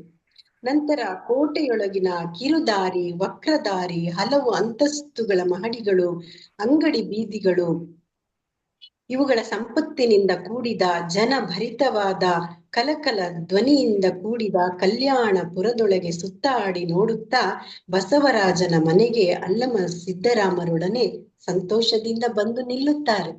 ಅಲ್ಲಿ ಬಂದು ಏನ್ ಹೇಳ್ತಾರೆ, ಸಿದ್ದರಾಮ ಅಲ್ಲಮರು ಬಸವರಾಜರ ಮನೆಗೆ ಸಾವಧಾನವಾಗಿ ಬಂದು ಸುಂದರವಾಗಿರುವ ಬಾಗಿಲ ಮುಂದೆ ನಿಂತಿರಲು, ಆಗ ಅವರನ್ನು ನೋಡಿದ ಜನರೆಲ್ಲ ಇವರೇನು ಚಂದ್ರಮೌಳಿಯ ಸುಗುಣ ನಿರ್ಗುಣದ ಚೆಲುವಿಗರೋ ಶಿವಶಿವ ಎಂದು ಬೆರಗಾಗುತ್ತಿದ್ದರಂತೆ.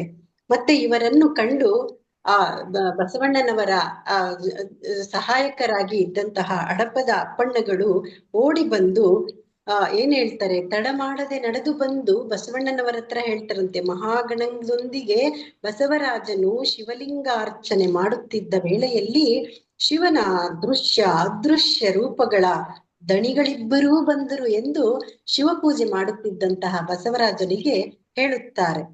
ಆ ಬಸವಣ್ಣನವರು ಯಾವ ರೀತಿ ಮೈ ಮರೆತಿದ್ರು ಅಂದ್ರೆ, ಆ ಸಡಗರಿಂದ ಭಿನ್ನವಿಸುತ್ತಿದ್ದನು. ನಂತರ ಅಂಗೈಯಲ್ಲಿ ಇಷ್ಟಲಿಂಗವನ್ನು ವಿಜಯ ಮಾಡಿಸಿ ಪೂಜಾತುರತೆ ಎಂದಿರುತ್ತಿದ್ದ ಬಸವಣ್ಣನು ತಾನೇ ಲಿಂಗದೇವನು ಜಂಗಮ ರೂಪವನ್ನು ತಾಳಿ ಬಂದರೆ ಒಳ್ಳೆಯದು ಒಳ್ಳೆಯದು, ಇನ್ನು ಒಡೆಯರನ್ನು ಒಳಗಡೆ ಕರೆಯಿರೇ, ತಡವೇಕೆ ಎಂದು ಹರುಷದಿಂದ ಹಡಪದಪ್ಪಣ್ಣರಿಗೆ ನೇಮಿಸ್ತಾನೆ. ಈಗ ಅಲ್ಲಮ ಪ್ರಭುಗಳಿಗೆ ಸಿಟ್ಟು ಬಂದ್ಬಿಡುತ್ತೆ. ಅವ್ರು ಮೊದಲೇ ಗೊತ್ತಲ್ವಾ, ನಮ್ಗೆಲ್ಲರಿಗೂ ಗೊತ್ತಿರುವಂತೆ ಅವರ ವಚನಗಳನ್ನ ನೋಡಿದ್ರೇನೆ ಅವ್ರು ಎಷ್ಟು ಪ್ರಖರ ವ್ಯಕ್ತಿ ಅಂತ ಗೊತ್ತಾಗ್ಬಿಡುತ್ತೆ. ಮುಂದಿನ ಪದ್ಯದಲ್ಲಿ ಏನಾಯ್ತು ಅಂತ ನೋಡೋಣ. ದೇವತರುಣಾಕರನೇ ವಿಜಯಂಗೈಯುವುದು, ದೇವಕರುಣಾಕರನೇ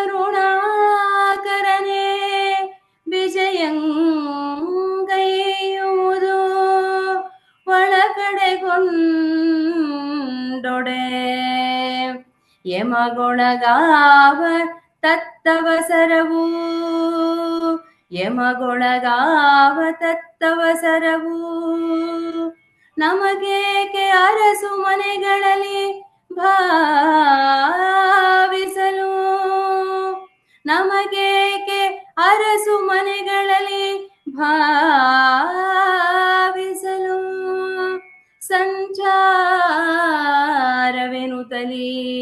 ದೇವನಲ್ಲಮನು, ದೇವನಲ್ಲಮನು ನುಡಿಯಲದ ತಂದಾವರಿಸಿ, ನುಡಿಯಲದ ತಂದಾವರಿಸಿ, ಅಪ್ಪನರುಹಿದ ಬಸವಂಜಂಗೆ, ಅಪ್ಪನರುಹಿದ ಬಸವಂಜಂಗೆ,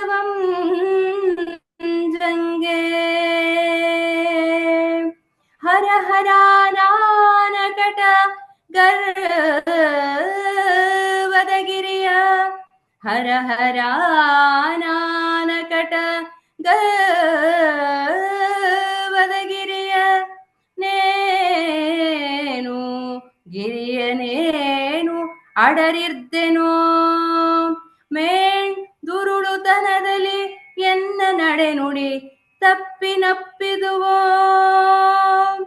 ಎನ್ನ ನಡೆ ನುಡಿ ತಪ್ಪನಪ್ಪಿದುವೋ ಗುರುವೇ ಕರುಣಿಸಿ ಗುರುವೇ ಕರುಣಿಸಿ ಬಂದು ಬಾರದೆ ತರಹರಿಸಲೇಕೆನುತ ಗುರುವೇ ಕರುಣಿಸಿ ಬಂದು ಬಾರದೆ ತರಹರಿಸಲೇಕೆನುತೆ ಚಿಂತಾ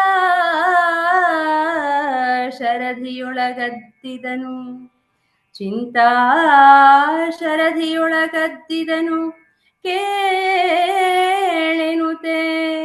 ಬಸವ ಮನದೊಳಗೆ ಬಸವ ಮನದೊಳಗೆ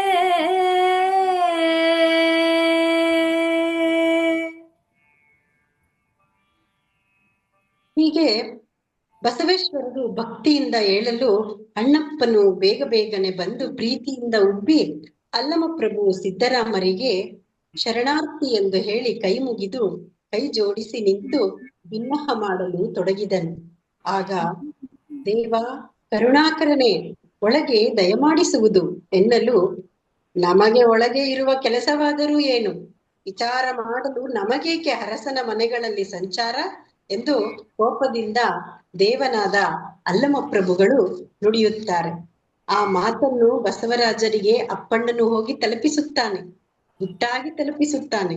ಈ ಮಾತನ್ನು ಕೇಳಿ ಬಸವೇಶ್ವರರು ತಮ್ಮ ಈ ಭಕ್ತಿ, ಅಲ್ಲಮರ ಬಗ್ಗೆಯೇ ಭಕ್ತಿಯನ್ನು ಪರವಶರಾಗಿ ತೇಲುತ್ತಾ ಇದ್ರಲ್ಲ, ಅಲ್ಲಿ ಮೈಮರೆತು ಹೇಳಿದಂತಹ ಒಳಗೆ ಕರಿ ಅಂತ ಹೇಳಿದಂತಹ ಮಾತನ್ನ ನೆನಪು ಮಾಡಿಕೊಂಡು, ಶಿವಶಿವ, ಅಯ್ಯೋ ನಾನು ಗರ್ವದ ಪರ್ವತವನ್ನು ಹತ್ತಿದ್ದೇನೆ, ಅಥವಾ ದುಷ್ಟತನದಿಂದ ನನ್ನ ನಡೆನುಡಿ ತಪ್ಪನ್ನು ಅಪ್ಪಿದುವೋ, ಗುರುವೇ ನನ್ನ ಮೇಲೆ ಕರುಣೆ ಇಟ್ಟು ಬಂದು ಒಳಗೆ ಬಾರದೆ ನಿಧಾನಿಸಿದು ಬೇಕೆ ಎಂದು ಬಸವನು ಮನದಲ್ಲಿ ಚಿಂತೆ ಎಂಬ ಸಮುದ್ರದಲ್ಲಿ ಮುಳುಗಿದನು.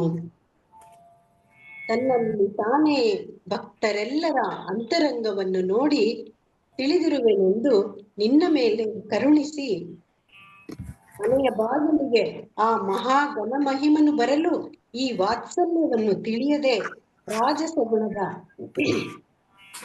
ಅಹಂಕಾರದಿಂದ ಅಪ್ಪಣ್ಣನನ್ನು ಮೊದಲಿಗೆ ಹತ್ತುವುದು ಬಸವ ನಿನಗೆ ಯೋಗ್ಯವೇ ಎಂದು ನಡಿವಾಳ ಮಾತೆಯ ಆಕ್ಷೇಪಿಸಿದನು.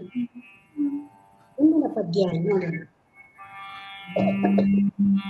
ಕಡಲನೇ ಸಾಡುವಗೆ ಕಡಲನೇ ಸಾಡುವಗೆ ತಾಮಸ ಬಡರಿದಂತಾಯ್ತು ತಾಮಸ ಬಡರಿದಂತಾಯ್ತು ಅಕಟಕಟ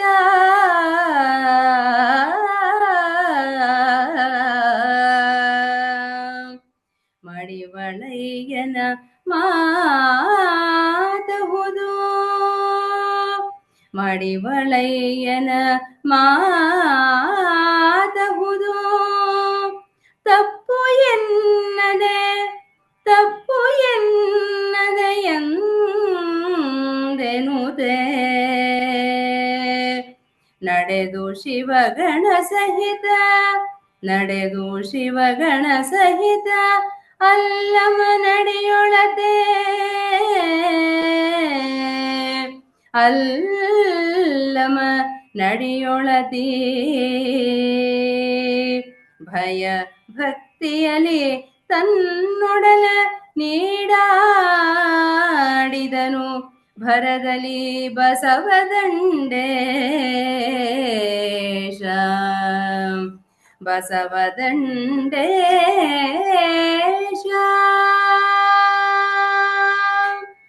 ಭ್ರಮಿಸಿದೆನು ನಾನೆನ್ನ ಮದದಲ್ಲಿ ಕ್ಷಮಿಸುವುದು ನೀ ನಿನ್ನ ಗುಣದಲ್ಲಿ ರಮಣರಾದವರೆನ್ನ ಕೊರತೆಯ ನೋಡಬೇಡೆನುತೆ. ರಮಣರಾದವರೆನ್ನ ಕೊರತೆಯ ನೋಡಬೇಡೆನುತೆ. ವಿಮಳಮತಿ ಭಯ ಭಕ್ತಿ ಸಹಿತ ಅಲ್ಲಮನ ಪಾದ ಪಯೋಜದಲ್ಲಿ ನೆರೆ ನಮಿಸುತ್ತಿದ್ದನು ಬಸವದಂಡಾಧೀಶನು ಅಡಿಗಡಿಗೆ.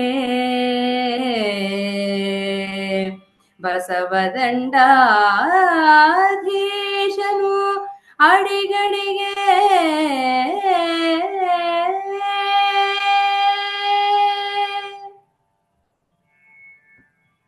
ಬಸವಣ್ಣನವರ ಈ ನಡೆಯನ್ನ ಮಡಿವಾಳ ಮಾಚಿದೇವರು ಆಕ್ಷೇಪಣೆ ಮಾಡುತ್ತಾರೆ. ಆಗ ಬಸವಣ್ಣನವರು ಹೇಳ್ತಾರೆ, ಸಮುದ್ರದಲ್ಲಿ ಈಸಾಡುವವನಿಗೆ ಕತ್ತಲೆ ಕವಿದಂತಾಯಿತು. ಅಯ್ಯಯ್ಯೋ, ಮಡಿವಾಳಯ್ಯನ ಮಾತು ನಿಜ, ತಪ್ಪು ನನ್ನದು ಎಂದೆನ್ನುತ್ತಾ ಬಸವ ದಂಡೇಶನು ಶಿವಗಣ ಸಹಿತ ನಡೆದು ಅತಿ ಭಯ ಭಕ್ತಿಗಳಿಂದ ಅಲ್ಲಮನ ಪಾದಗಳಲ್ಲಿ ಬೇಗನೆ ತನ್ನ ದೇಹವನ್ನು ಚೆಲ್ಲಿದನು. ನಾನು ಜ್ಞಾಪಕ ಶಕ್ತಿ ಇಲ್ಲದ ಹುಚ್ಚ, ನೀನು ಸದಾ ಜ್ಞಾನದ ತಿರುಳು. ತಿಳಿಯುವುದಾದರೆ ನಾನು ವೇಷಧಾರಿ, ನೀನು ಸರ್ವವೂ ತಿಳಿದಂತೆ ಸಹಜ ಸ್ವರೂಪನು. ವಿಚಾರ ಮಾಡಲು ನಾನು ಪಶು, ನೀನು ಪಶುಪತಿ. ನನ್ನ ತಪ್ಪನ್ನು ನೀನೇ ಸರಿಪಡಿಸುವುದು ಎಂದು ಬಸವಣ್ಣನವರು ಪ್ರಭುವಿನ ಪಾದಗಳಿಗೆ ಅಡ್ಡಬಿದ್ದು ಬೇಡಿದರು. ನಾನು ನನ್ನ ಗರ್ವದಿಂದ ಮತಿಹೀನನಾದೆನು, ನಿನ್ನ ಸದ್ಗುಣದಿಂದ ನನ್ನನ್ನು ನೀನು ಕ್ಷಮಿಸುವುದು.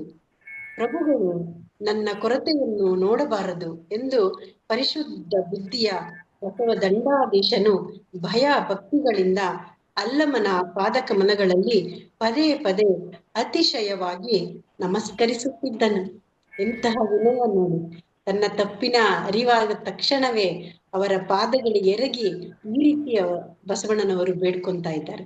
ಮುಂದಿನ ಪದ್ಯವನ್ನ ನೋಡೋಣ. ಶ್ರುತಿಗೆ ನಿಲುಕದ ಸಕಲ ಶಾಸ್ತ್ರ, ಶ್ರುತಿಗೆ ನಿಲುಕದ ಸಕಲ ಶಾಸ್ತ್ರ, ಶ್ರುತಿಗೆ ಸಿಕ್ಕದ ದಿವಿಜ ಮುನಿಗಳ,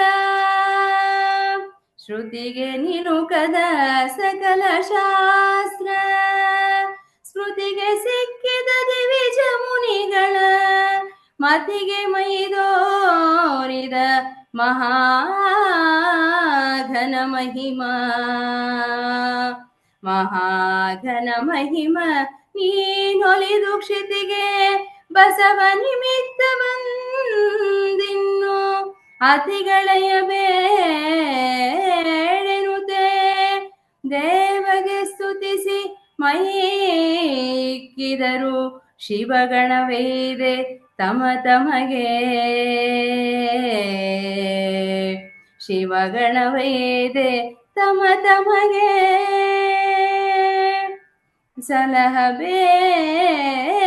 ಸಲಹಬೇಕೆಂದು ಅಖಿಲ ಭಕ್ತರಿಗೊಲಿದು ನೀನೆ ಲೀಲೆಯಿಂದಲೇ ಸುಲಭವಾಗಿಯೇ ಸುಳಿದ ಬಳಿಕ ಇನ್ನವರ ಗತಿಮತಿಯ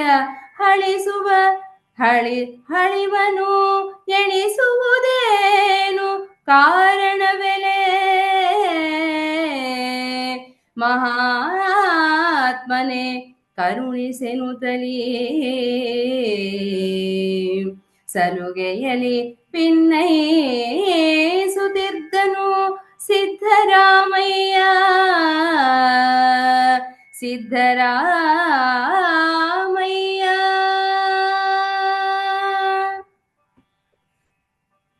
ಹೀಗೆ ಪರಿಪರಿಯಾಗಿ ಬೇಡುತ್ತಾ ಇದ್ದಾರೆ ಬಸವಣ್ಣನವರು.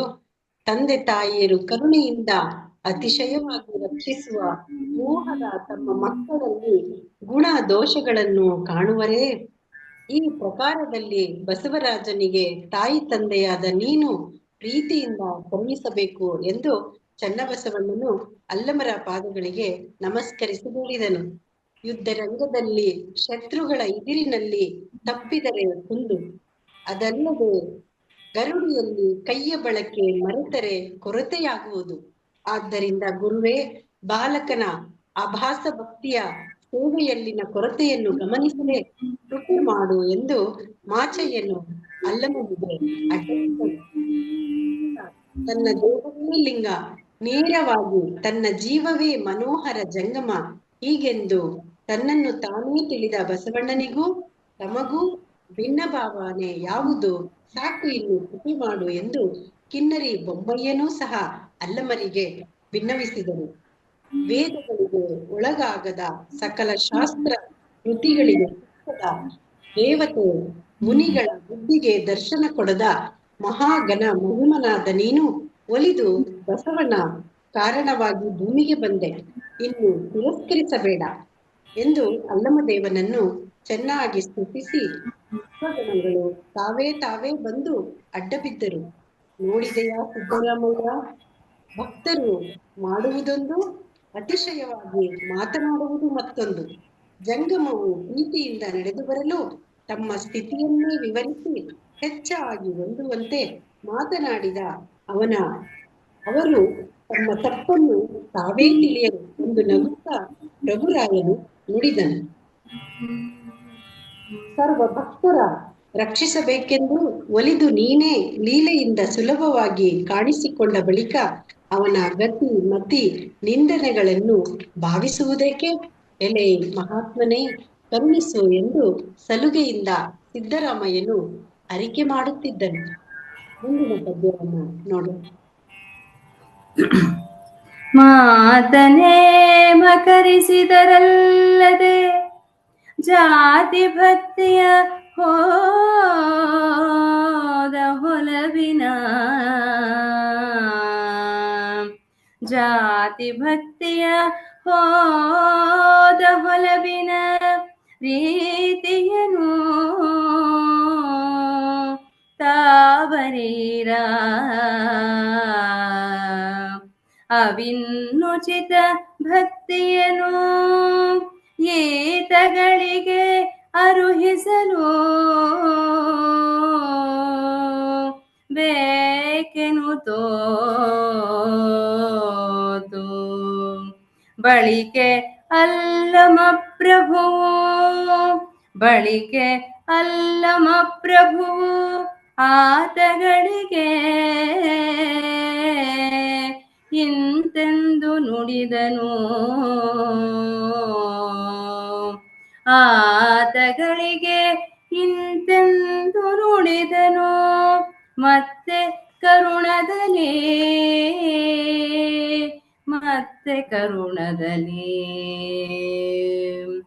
ನಡೆವಳಿಗಳೇನಾದೊಡೆ ಆಗಲಿ, ನುಡಿವಳಿಯಲಿ ಅತಿ ಜಾಣರಾದಿರಿ, ನುಡಿವಳಿಯಲಿ ಅತಿ ಜಾಣರಾದಿರಿ. ಪೊಡವಿಯಲಿ ನೀ ಬಹುದು, ಪೊಡವಿಯಲಿ ನೀ ಬಹುದು ಮಜ ಭಾಪೆನುತೆ, ಮಜ ಭಾಪೆನುತೆ ನಸು ನಗುತೆ. ನಡೆಯಿರೈ ನಡೆಯಿರೈ ನಡೆಯಿರೈ ಶಿವಲಿಂಗ ಭಕ್ತಿಯ ಬೆಡಗನು, ನಡೆಯಿರೈ ಶಿವಲಿಂಗ ಭಕ್ತಿಯನು ಬೆಡಗನು. ಏಕಾಂತದಲ್ಲಿ ನಿಮಗೊಡಬಡಿಸಿ ಹೇಳುವೆನೆನುತೆ, ಹೇಳುವೆನೆನುತೆ ಬಂದನು ಬಳಿಕ ಪ್ರಭುರಾಯ, ಬಂದನು ಬಳಿಕ ಪ್ರಭುರಾಯ ಪ್ರಭುರಾಯ.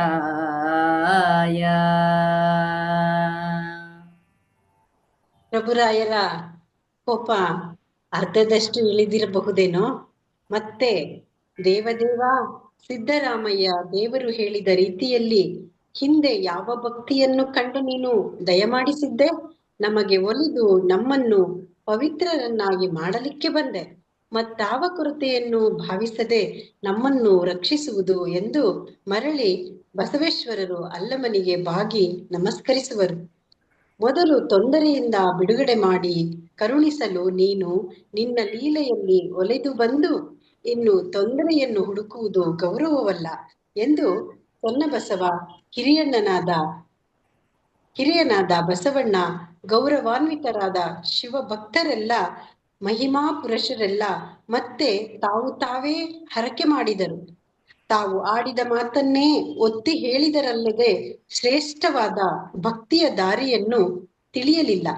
ನಾವಿನ್ನು ಯೋಗ್ಯವಾದ ಭಕ್ತಿ ಮಾರ್ಗವನ್ನು ಇವರುಗಳಿಗೆ ತಿಳಿಸಬೇಕೆಂದು ಪ್ರೀತಿಪಟ್ಟು ಅನಂತರ ನಮ್ಮ ಅಲ್ಲಮ ಪ್ರಭುವು ಇವರುಗಳಿಗೆ ಮತ್ತೆ ಕರುಣೆಯಿಂದ ಹೀಗೆಂದು ನುಡಿಯುತ್ತಾರೆ: ನಡತೆಗಳೇನಾದರಾಗಲಿ ಮಾತಿನಲ್ಲಿ ಅತಿ ಜಾಣರು, ಭುವಿಯಲ್ಲಿ ನೀವು ಹೊಗಳಿಕೆಗೆ ಪಾತ್ರರಾದಿರಿ ಎಂದು ನಸು ನಗುತ್ತಾ ಹೇಳಿ, ಇನ್ನು ನಡೆಯಿರಿ, ಶಿವಲಿಂಗ ಭಕ್ತಿಯ ಬೆಡಗನ್ನು ಏಕಾಂತದಲ್ಲಿ ನಿಮಗೆಲ್ಲರಿಗೂ ಒಪ್ಪುವಂತೆ ಹೇಳುವೆನು ಎಂದು ತಿಳಿಸಿ, ಬಳಿಕ ಪ್ರಭುರಾಯರು ಅಲ್ಲಿ ಅವರಿಗೆಲ್ಲರಿಗೂ ಶಿವಭಕ್ತಿಯ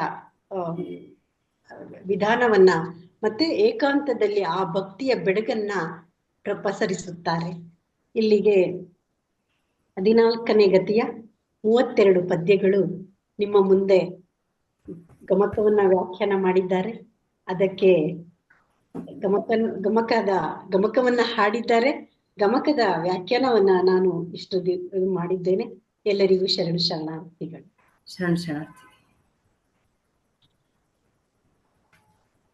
ಶರಣಾರ್ಥಿಗಳು ಮೇಡಮ್.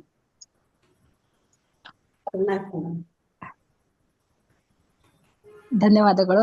ಇವತ್ತು ನಮಗೆಲ್ಲ ಒಂದು ವಿಶಿಷ್ಟವಾದ ಅದ್ಭುತವಾದ ಅನುಭವ ದೊರೆತು, ವಾಚನ ಮತ್ತು ವ್ಯಾಖ್ಯಾನ ಎರಡೂ ಕೂಡ ಅತ್ಯಂತ ಅದ್ಭುತವಾಗಿ ಮೂಡಿ ಬಂದು, ಪ್ರಭುಲಿಂಗ ಲೀಲೆಯನ್ನ ನಾವು ಓದಿದ್ರು ಕೂಡ ಇಷ್ಟೆಲ್ಲ ನಮ್ಗೆ ಅರ್ಥ ಆಗ್ತಿತ್ತೋ ಇಲ್ಲೋ ಗೊತ್ತಿಲ್ಲ, ನನಗಂತೂ ಅರ್ಥ ಆಗ್ತಿರ್ಲಿಲ್ಲ. ತುಂಬಾ ಸರಳವಾಗಿ ಹೇಳ್ಕೊಟ್ರಿ. ಮತ್ತೊಮ್ಮೆ ನಮ್ಮ ವೇದಿಕೆಯ ಪರವಾಗಿ ತುಂಬ ಧನ್ಯವಾದಗಳು ಮೇಡಮ್. ನಮಸ್ತೆ ಮೇಡಮ್. ಶರಣಾರ್ಥಿಗಳು. ಸರ್, ಈಗ ಮುಂದಿನ ಇದಕ್ಕೆ ಹೋಗೋಣ್ರಿ, ಸಂವಾದ. ಈಗ ಡಾಕ್ಟರ್ ವಿಜಯಕುಮಾರ್ ಕಮ್ಮಾರ್ ಗುರುಗಳ ಸಂವಾದವನ್ನ ನಡೆಸಿಕೊಡ್ಬೇಕಂತ ಕೇಳ್ಕೊಳ್ತೀನಿ.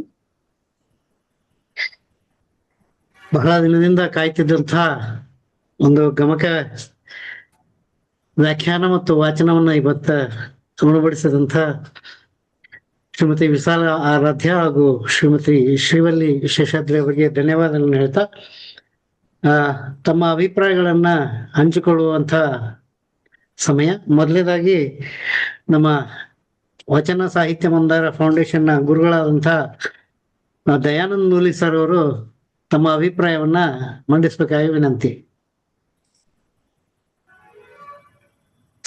ಎಲ್ಲರಿಗೂ ಶರಣಾರ್ಥಿಗಳು. ಸರ್ ನನ್ನ ಧ್ವನಿ ಕೇಳಿಸ್ತಾ ಇದೆಯಾ? ಸರ್, ಕೇಳಿಸ್ತಾ ಇದೆ. ಆಯ್ತು. ಇಬ್ಬರು ತಾಯಂದಿರು ನಮ್ಮನ್ನ ಇವತ್ತು ಕಲ್ಯಾಣಕ್ಕೆ ಕರೆದುಕೊಂಡು ಹೋದ್ರು, ಅಲ್ಲಂ ಪ್ರಭುದೇವರು ಮತ್ತು ಸಿದ್ದರಾಮೇಶ್ವರರ ಜೊತೆ. ಇದು ನನ್ನ ಹೃದಯಕ್ಕೆ ಅತ್ಯಂತ ಹತ್ತಿರವಾದ ವಿಷಯ. ನನ್ನ ಮರುಳಶಂಕರ ದೇವರ ಕಾದಂಬರಿಯಲ್ಲಿ 40 ಪುಟಗಳಲ್ಲಿ ನಾನು ಇದನ್ನ ತಗೊಂಡ್ಕೊಂಡು ಬಂದಿದ್ದೀನಿ. ಈ ಪ್ರಸಂಗವನ್ನ ಎಲ್ಲಿ ಮೊದಲು ಸೊನ್ನಲಾಪುರದಲ್ಲಿ ಅಲ್ಲಮ ಪ್ರಭುದೇವರು ಭೇಟಿಯಾಗೋದು ಯಾರಿಗೆ? ಸಿದ್ದರಾಮೇಶ್ವರರಿಗೆ. ಅವರೊಂದು ಏನಂತೀರಾ ನೀವು, ಅವ್ರ ಕೆರೆ ಮತ್ತಿದ್ರ ಮಂದಿರ ಕಟ್ಟೋದು, ಈ ತರದ ಎಲ್ಲ ಇದ್ದದ್ದು. ಇಷ್ಟಲಿಂಗವೇ ಇರದ ಅವನಿಗೆ ಇಷ್ಟಲಿಂಗವನ್ನ ಧರಿಸೋ ಕಾರ್ಯಕ್ರಮದಲ್ಲಿ ನಮ್ಮ ಅಲ್ಲಂ ಪ್ರಭುದೇವರು, ಅಲ್ಲಿ ನಮ್ಮ ಸಿದ್ದರಾಮೇಶ್ವರ 3ನೇ ಕಣ್ಣನ್ನ ಪ್ರಜ್ವಲವಾಗಿ ಅಲ್ಲಂ ಪ್ರಭುದೇವರಿಗೆ ಬಿಡೋದು, ಅಲ್ಲಂ ಪ್ರಭುದೇವರು ತಮ್ಮ ಕಾಲಲ್ಲಿಯೇ ಒಂದು ಕಣ್ಣನ್ನ ತೆಗೆದು ಅದನ್ನ ತನಿಸೋದು, ಇವೆಲ್ಲ ಅದೊಂದು ಪ್ರಸಂಗ. ಆದ ನಂತರ ಇಬ್ರು ಜೊತೆಯಾಗಿ ಇದಕ್ಕೆ ಬರ್ತಾರೆ ಕಲ್ಯಾಣಕ್ಕೆ ಬಂದ ನಂತರ ಅದೇನೋ ನಮ್ಮ ಏನ್ ನಾನು ಹೇಳೋಕ್ ತಿಳಿತಾ ಇಲ್ಲ. ಯಾಕಂದ್ರೆ ನಮ್ಮ ಗುರುದೇವರು ಬಸವಣ್ಣನವರು ಆ ದಿವಸ ಲಿಂಗ ಪೂಜೆಯಲ್ಲಿ ಮುಳುಗ್ಬಿಟ್ಟಿರ್ತಾರೆ. ಅವರೇ ನಿಂತಾರೆ, ಏನಿದು ಬಲ್ಲಂ ಪ್ರಭುದೇವರು ಯಾರು ಪೂಜೆ ಮಾಡ್ಕೊಳ್ತಾ ಇದ್ದಾರೆ?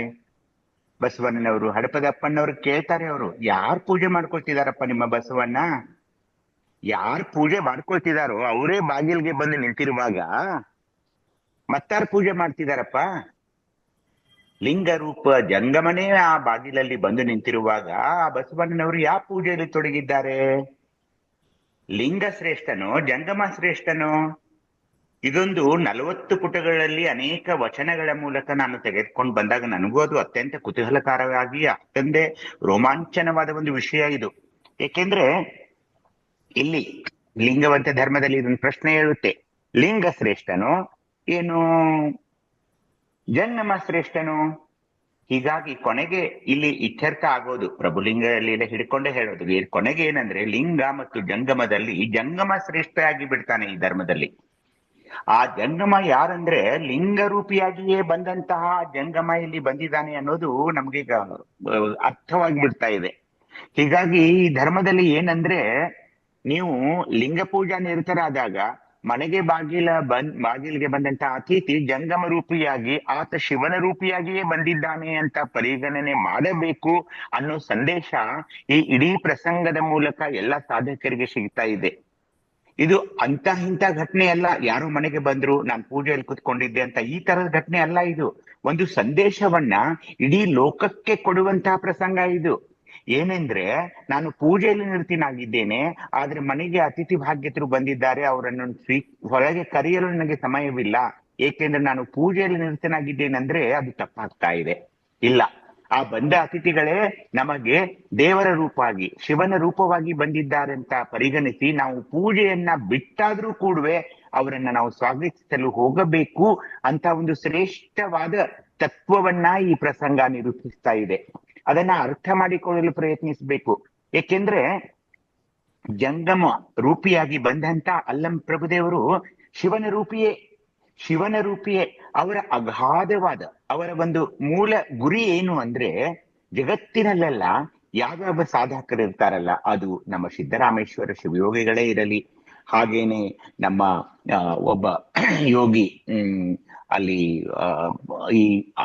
ಇದ್ರ ಯೋಗಿ ಬರ್ತಾರೆ, ಒಬ್ರು ಹಠಯೋಗಿ ಆದಂತ ಅವರೊಬ್ರು ಬರ್ತಾರೆ, ಅವ್ರದ್ದಾಗ್ಲಿ ಯಾರನ್ನೇ ಸಾಧಕರು ಇರ್ತಾರಲ್ಲ, ಎಲ್ಲಿ ಅವರು ಅಹಂಭಾವದಿಂದ ಬೆಳಗ್ತಾ ಇರ್ತಾರಲ್ಲ, ಅವರನ್ನ ಸರಿಪಡಿಸೋದೇ, ಅವರ ಸಾಧನೆಯನ್ನ ಸರಿಪಡಿಸೋದೇನೆ ನಮ್ಮ ಅಲ್ಲಂ ಪ್ರಭುದೇವ್ರ ಗುರಿ ಆಗ್ತಾ ಇರುತ್ತೆ.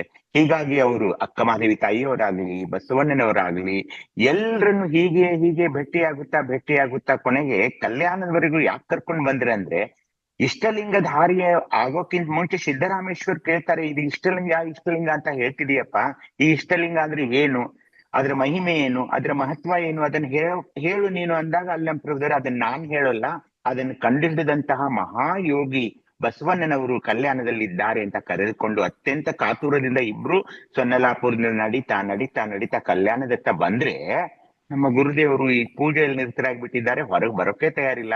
ಅವ್ರಿಗೆ ವಿಶ್ರಮಿಸುವಂತೂ ಹೇಳು, ನಾನ್ ಪೂಜೆ ಮುಗಿಸ್ಕೊಂಡ್ ಬರ್ತೀನಿ, ನಾನ್ ಪೂಜೆ ನಡು ಬಿಟ್ಟು ಹೇಗೆ ಬರ್ಲಿ ಅಂತ ಬಸವಣ್ಣನವರು ಕೇಳುವಾಗ ಹಡಪದ ಅಪ್ಪಣ್ಣವ್ರಿಗೆ ಎಷ್ಟೊಂದು ಗೋಳಾಗುತ್ತಂದ್ರೆ, ಅಲ್ಲಂ ಪ್ರಭುದೇವರು ಒಳಗೆ ಬರೋಕ್ ತಯಾರಿಲ್ಲ, ನಮ್ಮ ಬಸವಣ್ಣವರು ಪೂಜೆ ಬಿಟ್ಟು ಹೊರಗೆ ಬರಕ್ ತಯಾರಿಲ್ಲ. ಈ ರೀತಿಯ ಒಂದು ವಿಶಿಷ್ಟವಾದ ವಿಸ್ಮಯಕಾರಿಯಾದ ಈ ಪ್ರಸಂಗವನ್ನ ನಮ್ಮ ಚಾಮರಸರು ಈ ಪ್ರಭುಲಂಗರಿಯಲ್ಲಿ ತಗೊಂಡ್ ಬರ್ತಾರೆ. ಅದು ಎಷ್ಟೊಂದು ಮುಂದುವರಿಯುತ್ತೆ ಅಂದ್ರೆ, ಅನೇಕ ವಚನಗಳು ಇಲ್ಲಿ ಮೂಡಿ ಬರ್ತಾ ಇವೆ, ಅನೇಕ ಶರಣರಲ್ಲಿ ಬರ್ತಾರೆ. ಚನ್ನಬಸವಣ್ಣನವರು ಕೊನೆಗೆ ಬಂದು, ಅಲ್ಲಪ್ಪ ಬಸವಣ್ಣನವರೇ ಸ್ವತಃ ಮಹವ, ಆದ್ರೆ ಅವನ್ಗೆ ಬಸವಣ್ಣನವ್ರಿಗೆ ಏನ್ ಹೇಳ್ತಿದ್ದಾರೆ ಅಂದ್ರೆ, ಬಂದವರು ಯಾರೂ ಅಲ್ಲಪ್ಪ, ನೀವು ಇಷ್ಟು ವರ್ಷ ಕಾತರದಿಂದ ಕಾಯುವಂತಹ ಪರಮ ಮಹಾಯೋಗಿ ವ್ಯೋಮಕಾಯ ಅಲ್ಲಂ ಪ್ರಭುದೇವರು ಬಂದು ಬಾಗಿಲಲ್ಲಿ ನಿಂತಿರುವಾಗ ನೀನು ಇನ್ನೂ ಇಷ್ಟಲಿಂಗ ಪೂಜೆ, ಆ ಪೂಜೆ, ಈ ಪೂಜೆ ಅಂತ ಹೇಳ್ತಿದ್ದೀರಲ್ಲಪ್ಪ, ಬೇಗ ಬನ್ನಿ ಅಂತ ಅವರನ್ನ ಕರೆದುಕೊಂಡು ಬಂದು ಬಾಗಿಲಿಗೆ ಕರ್ಕೊಂಡು ಬಂದಾಗ ಅಲ್ಲಿ ಅಷ್ಟು ಬಂದು ಚನ್ನಬಸವಣ್ಣವರು ಹೇಳಿದ್ರು ಕೂಡ ಅಲ್ಲಂ ಪ್ರಭುದೇವರು ಒಳಗೆ ಬರೋಕೆ ಸಿದ್ಧರಾಗೋಲ್ಲ. ಅಲ್ಲಂ ಪ್ರಭುದೇವರು ತಾವು ತಾಯಂದಿರಿಬ್ರು ಹೇಳಿದ್ರಿ ಅವರ ಒಂದು ಸ್ವಭಾವ ಹೇಗಿತ್ತು ಅಂತ, ಅವರು ಒಳಗೆ ಬರೋಕ್ ತಯಾರಾಗೋಲ್ಲ.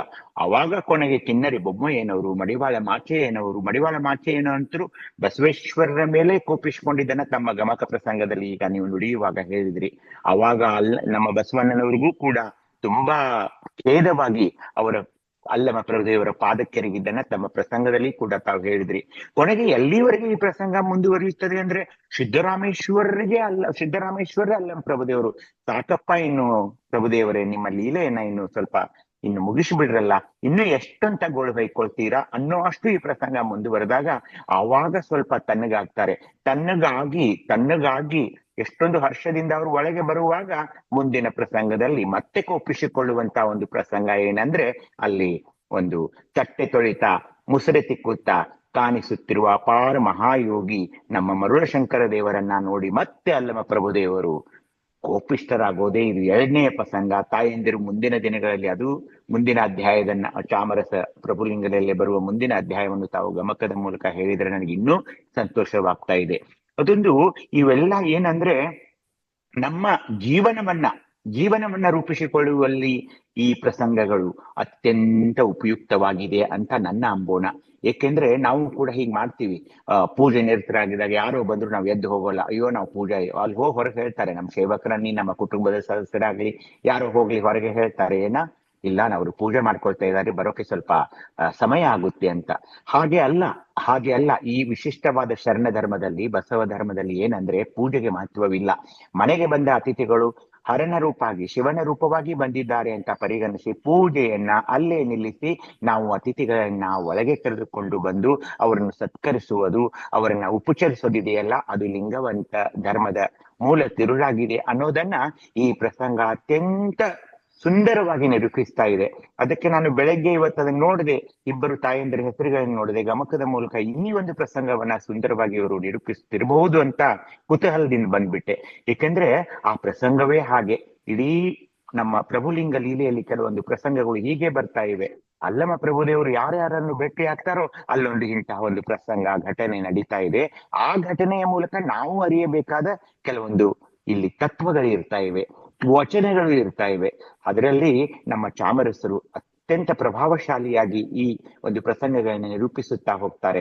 ಹೀಗಾಗಿ ಈ ತಾಯಂದಿರಿಬ್ಬರಿಗೆ ನಾನಂತೂ ದೀರ್ಘದಂಡ ನಮಸ್ಕಾರಗಳನ್ನು ಮಾಡ್ತೀನಿ. ಏಕೆಂದ್ರೆ ಇವರು ಅದನ್ನ ಅತ್ಯಂತ ಮನದಟ್ಟಾಗಿ ನಮ್ಮ ಗಮಕ ನುಡಿತಾ ಇರುವಂತ ತಾಯಿಯವರಂತೂ ಇಷ್ಟು ಚೆನ್ನಾಗಿ ರಾಗಬದ್ಧವಾಗಿ ಮನಕ್ಕೆ ತಟ್ಟುವ ಹಾಗೆ ಹಾಡ್ತಾ ಇದ್ರಲ್ಲ, ಅವರು ಅಲ್ಲಿ ಹೋಗ್ಬಿಟ್ಟಿದ್ರು ಅನ್ನೋ ಹಾಗೆ. ಎಲ್ಲಿ ಕಲ್ಯಾಣದ ಆ ಮಹಾಮನೆಯ ದ್ವಾರದಲ್ಲಿ ಇಬ್ರು ತಾಯಂದಿರು, ಒಬ್ರು ಒಳಗೆ ಒಬ್ರು ಹೊರಗೆ ನಿಂತುಕೊಂಡು ಈ ಗಮಕ ಅಧ್ಯಯನವನ್ನ ಒಂದು ಉದ್ಗರಿಸ್ತಾ ಇದ್ರು ಅನ್ನೋ ಹಾಗೆ ನನಗನ್ನಿಸ್ತು. ಇಬ್ಬರ ತಾಯಂದಿರ ಪಾದಾರವಿಂದಗಳಿಗೆ ನಮಿಸುತ್ತಾ ನನ್ನ ಅಭಿಪ್ರಾಯಗಳಿಗೆ ವಿರಾಮ ಇರ್ತೇನೆ. ನನಗೆ ಕೊಟ್ಟ ಅವಕಾಶಕ್ಕಾಗಿ ಎಲ್ಲರಿಗೂ ಶರಣಾರ್ಥಿಗಳು.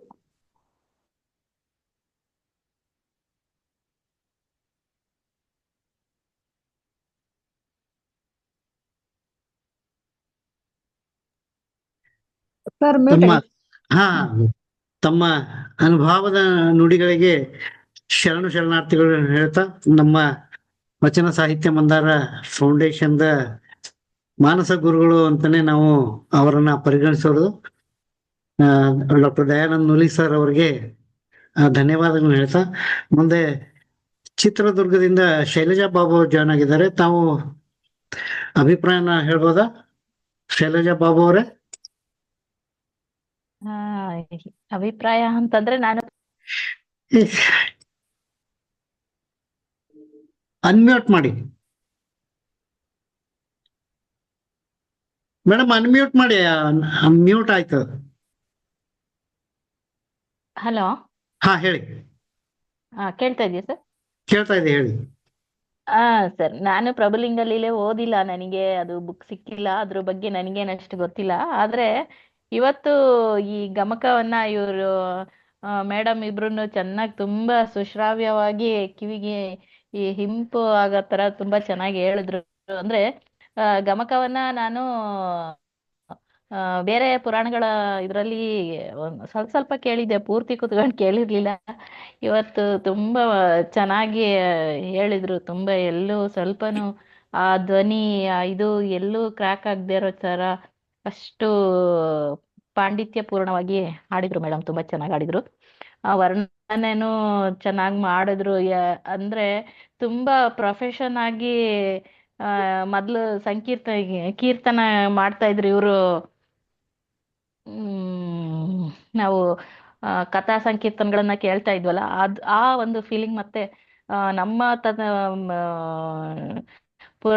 ಬಸವಣ್ಣನ ಪುರಾಣದಲ್ಲೂ ಇದು ಇದೆ ಅಂತ ಆ, ಹೇಳ್ಕೊಳ್ಳೋದಿಕ್ಕೆ ಹೆಮ್ಮೆ ಪಡೋಂತ ಸಂದರ್ಭ ಅಂತ ನಾನು ಅನ್ಕೊಂತೀನಿ.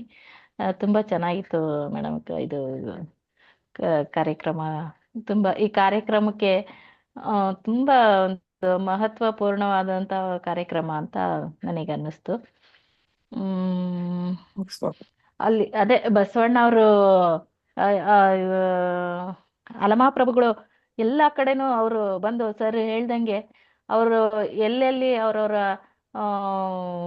ತತ್ವ ಅಂದ್ರೆ ಲೋಕ ಕಲ್ಯಾಣಕ್ಕೆ, ಲೋಕದ ವಿಷಯಕ್ಕೆ ಸಂಬಂಧಪಟ್ಟಂಗೆ ಒಂದು ಗೆಜೆ ಗುರುತುಗಳನ್ನ ವಿಶೇಷವಾಗಿ ಇಟ್ಟಿರೋವಂಥದ್ದು, ಅದನ್ನೆಲ್ಲ ಗುರುತಿಸಿ ಇವರು ಯಾರು ಇದು ಬರ್ದಿರೋದು ಕೂಡ ಪ್ರಭುಲಿಂಗ ಲೀಲೆನೂ ತುಂಬಾ ಅದ್ಭುತವಾಗಿ ಮೂಡಿ ಬಂದಿದೆ. ಅಷ್ಟೇ ಹೇಳಿ ನನ್ನ ಮಾತುಗಳನ್ನು ಮುಗಿಸ್ತೀನಿ. ಧನ್ಯವಾದಗಳು ಅವಕಾಶಕ್ಕಾಗಿ.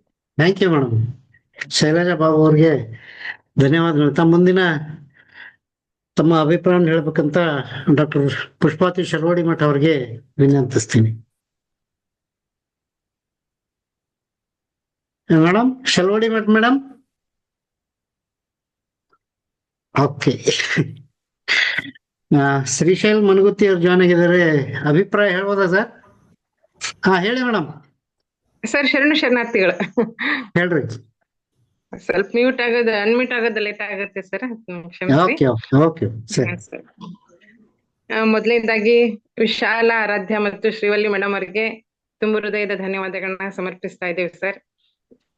ಯಾಕೆಂದ್ರೆ ನಿಮ್ಗೂ ಕೂಡ ಧನ್ಯವಾದಗಳು. 2 ಸಲ ಗಮಕ ವಾಚನ ಮಕ್ಕಳಿಂದ ಒಮ್ಮೆ ಮಾಡಿಸಿದ್ರಿ, ಮತ್ತೆ ಈಗ ಮತ್ತೊಮ್ಮೆ ಅದನ್ನ ಕೇಳುವಂತ ಸೌಭಾಗ್ಯ ನಮ್ಗೆ ಒದಗ್ ಬಂತು.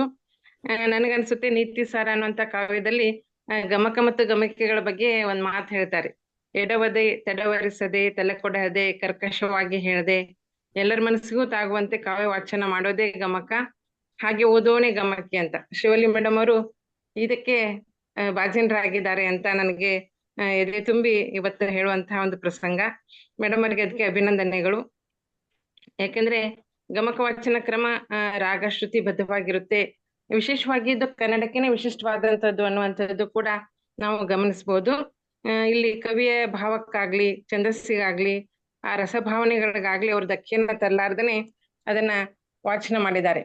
ಮತ್ತೆ ನಮ್ಮ ವಿಶಾಲ ಆರಾಧ್ಯ ಮೇಡಮ್ ಅವ್ರ ಬಗ್ಗೆ ಹೇಳ್ಬೇಕು ಅಂದ್ರೆ ಬಹಳ ಒಂದ್ ಸ್ವಲ್ಪನೂ ಟೈಮ್ ತಗೊಳ್ಳದೇನೆ ಅದನ್ನ ಬಹಳ ಸರಳವಾಗಿ ಒಂದು ವ್ಯಾಖ್ಯಾನವನ್ನು ಕೂಡ ಮಾಡ್ಕೊಟ್ಟಿದ್ದಾರೆ. ಅವ್ರಿಗೂ ಕೂಡ ತುಂಬ ಹೃದಯದ ಧನ್ಯವಾದಗಳನ್ನ ಸಮರ್ಪಿಸ್ತಾ ಇದ್ದೇನೆ ಸರ್.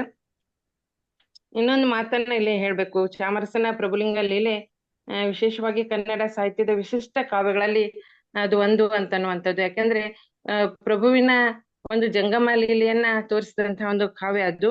25 ಗತಿಗಳಿದಾವೆ. 1111 ಭಾಮಿನಿ ಷಟ್ಪದಿಯಲ್ಲಿ ಬರೆಯಲ್ಪಟ್ಟಿರುವಂತದ್ದು. ಪ್ರಭುವಿನ ಒಂದು ಕಥಾನಾಯಕನ ಒಂದು ವಿಶಿಷ್ಟತೆಯನ್ನೇ ಅಲ್ಲಿ ಚೆನ್ನಾಗಿ ಚಾಮರಸರು ಕಟ್ಕೊಡ್ತಾರೆ. ಸತ್ತವರ ಕಥೆಯಲ್ಲ ಜನನದ ಕುತ್ತದಲ್ಲಿ ಕುದಿ ಕುದಿದು ಕರ್ಮದ ಕತ್ತಲೆಗೆ ಸಿಲುಕುವರ ಸೀಮೆಯ ಹೊಲಬು ತಾನಲ್ಲ, ಹೊತ್ತು ಹೋಗದೆ ಪುಂಡರಾಲಿಪ ಮತ್ತಮತಿಗಳ ಗೋಷ್ಠಿಯಲ್ಲ, ಇದು ಸತ್ಯಶರಣರು ತಿಳಿಯುವುದು ಈ ಪ್ರಭುಲಿಂಗ ಲೀಲೆ ಅನ್ನುವಂತೆ ಬಹಳ ನಮ್ಮನ್ನ ದಯಾನಂದ ನೂಲಿ ಸರ್ ಹೇಳಿದಂತೆ ಒಂದು ಕಲ್ಯಾಣಕ್ಕೆ ಕರ್ಕೊಂಡು ಹೋದ್ರು. ಬಸವಣ್ಣನವರ ವ್ಯಕ್ತಿತ್ವದ ಜೊತೆಗೆ ಯಲ್ಲಮ್ಮ ಪ್ರಭುಗಳ ಒಂದು ಕಡು ಕೋಪದ ನುಡಿಗಳನ್ನು ಕೂಡ ಅಲ್ಲಿ ಕೇಳ್ತಾ ನಾವು ಕೂಡ ಕಲ್ಯಾಣಕ್ಕೆ ಹೋದಂತಹ ಒಂದು ಅನುಭವವನ್ನ ಕಟ್ಕೊಟ್ಟಿದ್ದಾರೆ.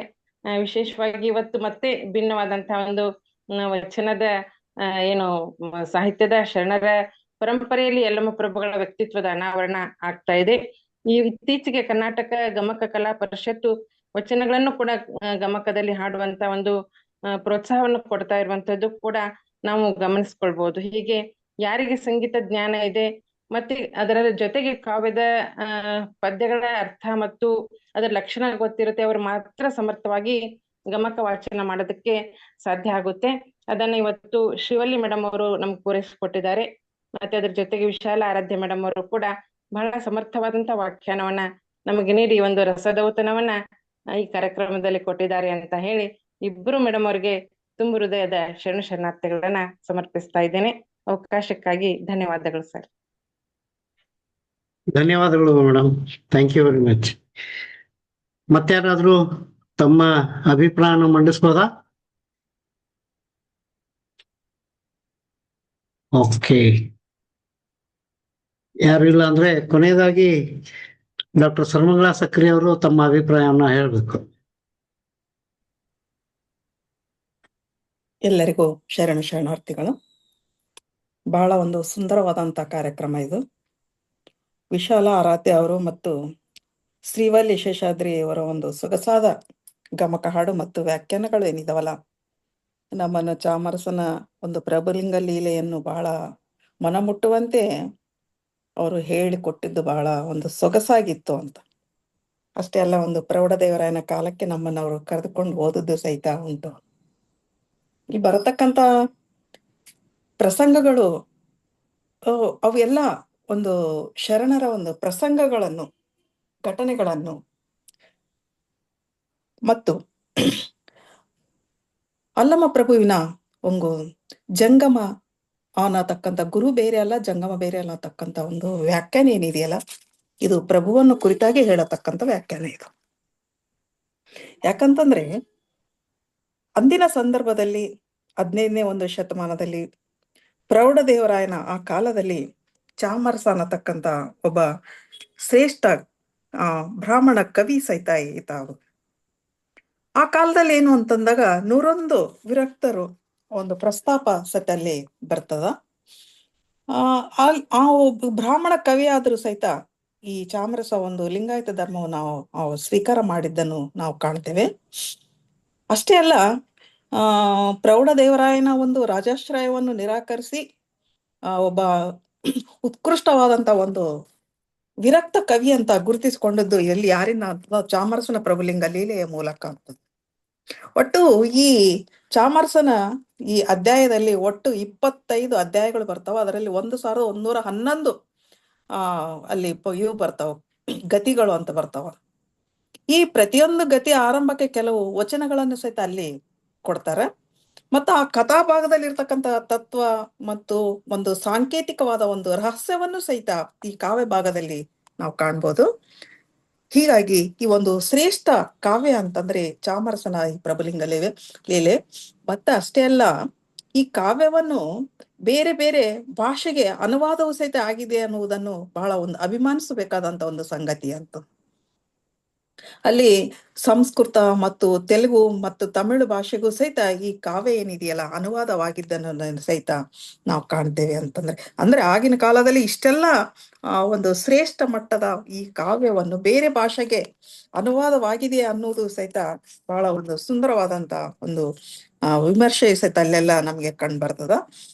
ಇಲ್ಲಿ ನಮ್ಗೆ ಕಂಡು ಬರತಕ್ಕಂತ ಮುಖ್ಯವಾದಂತ ವಿಚಾರಗಳು ಏನಿದಿಲ್ಲ ಇಲ್ಲಿ ಹೇಳ್ಕೊತಾನೆ ಅಲ್ಲಮ್ಮ. ಇದು ಬರತಕ್ಕಂಥ ಈ ಚಾಮರಸನ ಈ ಪ್ರಭುಲಿಂಗ ಲೀಲೆಯಲ್ಲಿ ಇದು ಯಾವುದು ಅಂತಂದಾಗ ಈ ಮುಖ್ಯವಾಗಿ ವೀರಚೋರರ ಮತ್ತು ಕಥೆಯಲ್ಲ, ಸತ್ತವರ ಕಥೆಯಲ್ಲ, ಜನನದ ಕುತ್ತ ಕುದಿಯಲ್ಲಿ ಕುದಿದು ಕರ್ಮದ ಕತ್ತಲೆಯಲ್ಲಿ ಸಿಲುಕುವರ ಸೀಮೆಯ ಹೊಲಬು ತಾನಲ್ಲ, ಹೊತ್ತು ಹೋಗದೆ ಪುಂಡರಾಲಿಪ ಮತ್ತ ಮತಿಗಳ ಗೋಷ್ಠಿಯಲ್ಲಿದು ಸತ್ಯ ಶರಣರ ತಿಳಿಯುವುದು ಈ ಪ್ರಭುಲಿಂಗ ಲೀಲೆ ಅಂತ ಹೇಳ್ಬೇಕಾದ್ರೆ ಎಷ್ಟು ಒಂದು ಆ ಸಮರ್ಥನೆ ಮಾಡ್ಕೊಂಡು ಹೇಳ್ತಾನೆ ಇಲ್ಲಿ ಚಾಮರಸ ಅಂತಂದು.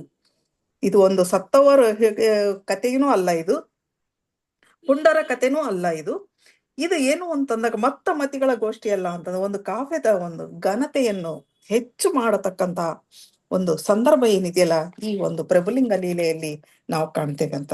ಇದಕ್ಕಿಂತ ಹೆಚ್ಚಾಗಿ ಇಲ್ಲಿ ಬರತಕ್ಕಂತ ಒಂದು ಉತ್ಕೃಷ್ಟತೆಯನ್ನು ನಮ್ಮ ದಯಾನಂದ್ ಸರ್, ನೂಲಿ ಸರ್ ಅವರು ಬಹಳ ಒಂದು ಉತ್ಕೃಷ್ಟವಾಗಿ ಅವರು ಹೇಳಿದ್ರು ಅಂತ. ಅದನ್ನ ನಾನು ಬಹಳ ಒಂದು ಇಷ್ಟನ್ನು ಸಹಿತ ಪಟ್ಟೆ.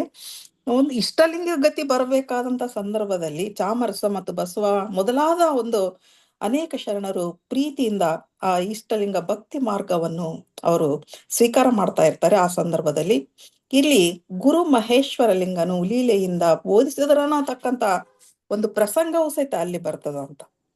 ಇಲ್ಲಿ ಚಾಮರಸನಿಗೆ ಲಿಂಗ ಅನ್ನೋದೇನಿದೆ, ಇದು ಪ್ರಾಣಲಿಂಗ ಅನ್ನೋತಕ್ಕಂತ ಒಂದು ಅನುಪಮ ಸ್ಥಿತಿ ಅದಕ್ಕೆ ಕಂಡು ಬರ್ತದ. ಲಿಂಗ ದೀಕ್ಷೆಯ ಒಂದು ಪ್ರಶ್ನೆಯಲ್ಲಿ ಇಲ್ಲಿ ಶುಚಿ ಮತ್ತು ಅಶುಚಿಯ ಒಂದು ಪ್ರಶ್ನೆನೇ ಬರೋದಿಲ್ಲ.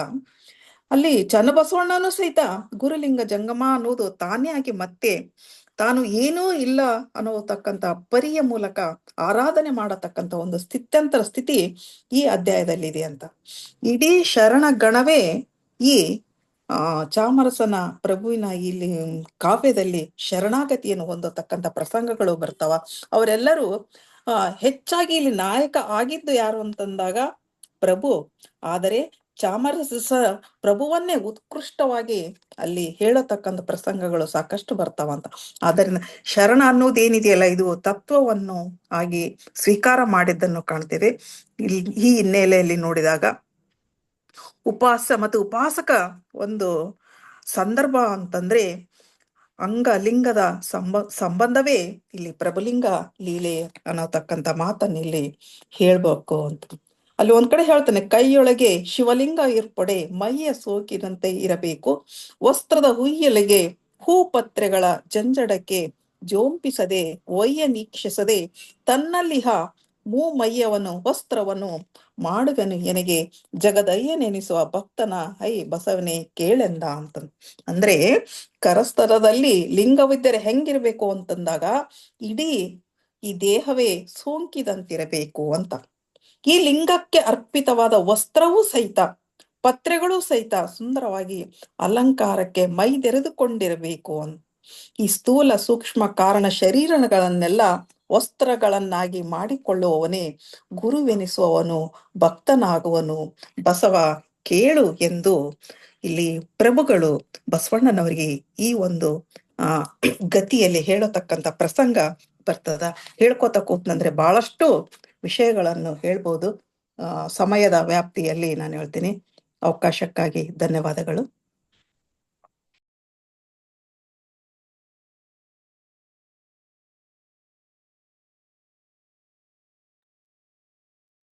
ಶರಣಾರ್ಥಿಗಳು ಅಕ್ಕವ್ರೆ, ಮತ್ತೆ ಯಾರಾದ್ರೂ ತಮ್ಮ ಅಭಿಪ್ರಾಯವನ್ನು ಮಂಡಿಸ್ಬೋದಾ?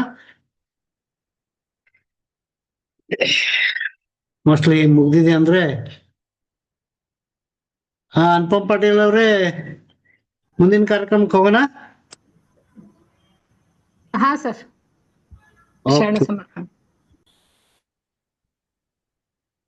ಕಾರ್ಯಕ್ರಮದ ಕೊನೆಯ ಘಟ್ಟವಾದ ಶರಣ ಸಮರ್ಪಣೆಗೆ ಬಂದು ನಿಂತಿದ್ದೇವೆ. ಸರಿಸುಮಾರು 2 ವರ್ಷದಿಂದ ಶ್ರೀಮತಿ ವಿಶಾಲ ಆರಾಧ್ಯ ಅವರಿಗೆ ನಾನು ರಿಕ್ವೆಸ್ಟ್ ಮಾಡ್ತಾ ಇದ್ದೆ, ಒಂದು ಗಮಕ ವಾಚನ ಮತ್ತು ವ್ಯಾಖ್ಯಾನವನ್ನು ಮಾಡಿ ಅಂತ. ಇವತ್ತು ಅದು ಕೂಡಿ ಬಂದಿದೆ. ಅತ್ಯಂತ ಸುಂದರವಾಗಿ ನಮಗೆ ಈ ಗಮಕ ವಾಚನ ಮತ್ತು ಕಾವ್ಯ ವಾಚನ ಮತ್ತು ಗಮಕ ವ್ಯಾಖ್ಯಾನ ನಡೆಸಿಕೊಟ್ಟದ್ದಕ್ಕಾಗಿ ಈ ಇಬ್ಬರು ಕಲಾವಿದರಿಗೆ ತುಂಬ ಹೃದಯವಾದ ಧನ್ಯವಾದಗಳನ್ನ ಅರ್ಪಿಸ್ತಾ ಇಂದಿನ ಕಾರ್ಯಕ್ರಮದ ಪ್ರಾರ್ಥನೆಯನ್ನ ಶ್ರೀಮತಿ ವಿಜಯಲಕ್ಷ್ಮಿ ಭದ್ರಶೆಟ್ಟಿ ಬಾಗಲಕೋಟೆಯವರ ಶಿಷ್ಯರಾದ ಅಶ್ವಿನಿ ನಾಶಿ ಮತ್ತು ಸನ್ನಿಧಿ ಕಂಕಲ್ಮೇಲಿಯವರು ಸುಮಾರು 7 ವಚನಗಳನ್ನ ಹೇಳುವುದರ ಮೂಲಕ ಪ್ರಾರಂಭ ಮಾಡಿದ್ರು. ಅವ್ರಿಗೆ ಕೂಡ ಧನ್ಯವಾದಗಳನ್ನ ಹೇಳ್ತಾ, ನಾವು ಈ ವಚನ ಸಾಹಿತ್ಯ ಮಂದಾರ ಫೌಂಡೇಶನ್ನ ಒಂದು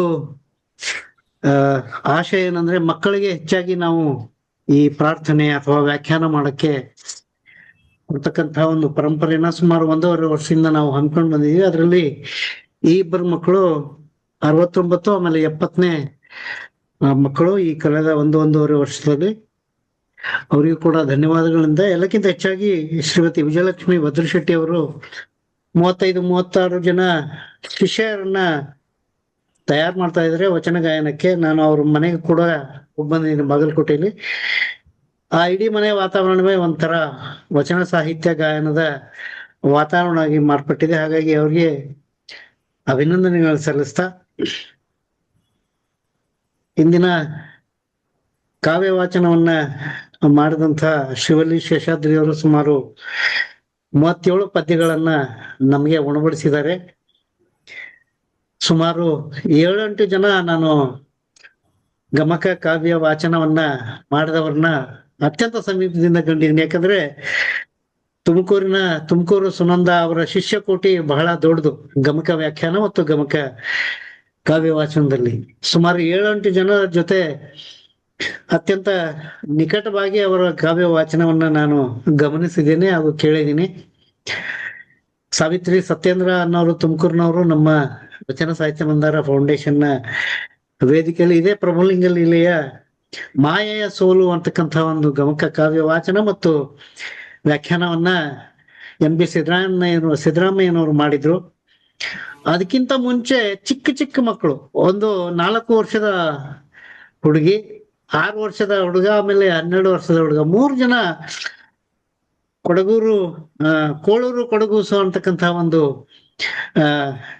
ಕಥೆಯನ್ನ ನಮಗೆ ಗಮಕದ ಮೂಲಕ ಉಣಬಡಿಸಿದ್ರು. ಅತ್ಯಂತ ಶ್ರೇಷ್ಠವಾದ ಒಂದು, ಅತ್ಯಂತ ಪ್ರಬುದ್ಧವಾದ, ಅತ್ಯಂತ ಕಲಾ ಪ್ರಬುದ್ಧತೆಯನ್ನ ಶ್ರೀಮತಿ ಶ್ರೀವಲ್ಲಿ ಶೇಷಾದ್ರಿ ಅವರು ನಮಗೆ ಇವತ್ತು ಉಣಬಡಿಸಿದ್ದಾರೆ. ಅವರಿಗೆ ಕೂಡ ಧನ್ಯವಾದಗಳನ್ನ ಈ ಮೂಲಕ ನಾವು ಅರ್ಪಿಸ್ತಾ ಇದ್ದೀವಿ. ಇನ್ನ ಶ್ರೀಮತಿ ಆರಾಧ್ಯರು ಆ ಪದ್ಯಕ್ಕೆ ತಕ್ಕಂತೆ ಅದರ ವಿಶ್ಲೇಷಣೆಯನ್ನ ಅಥವಾ ವ್ಯಾಖ್ಯಾನವನ್ನ ಮಾಡಿದ್ದನ್ನ ನಾವು ಕಾಣ್ಬೋದು.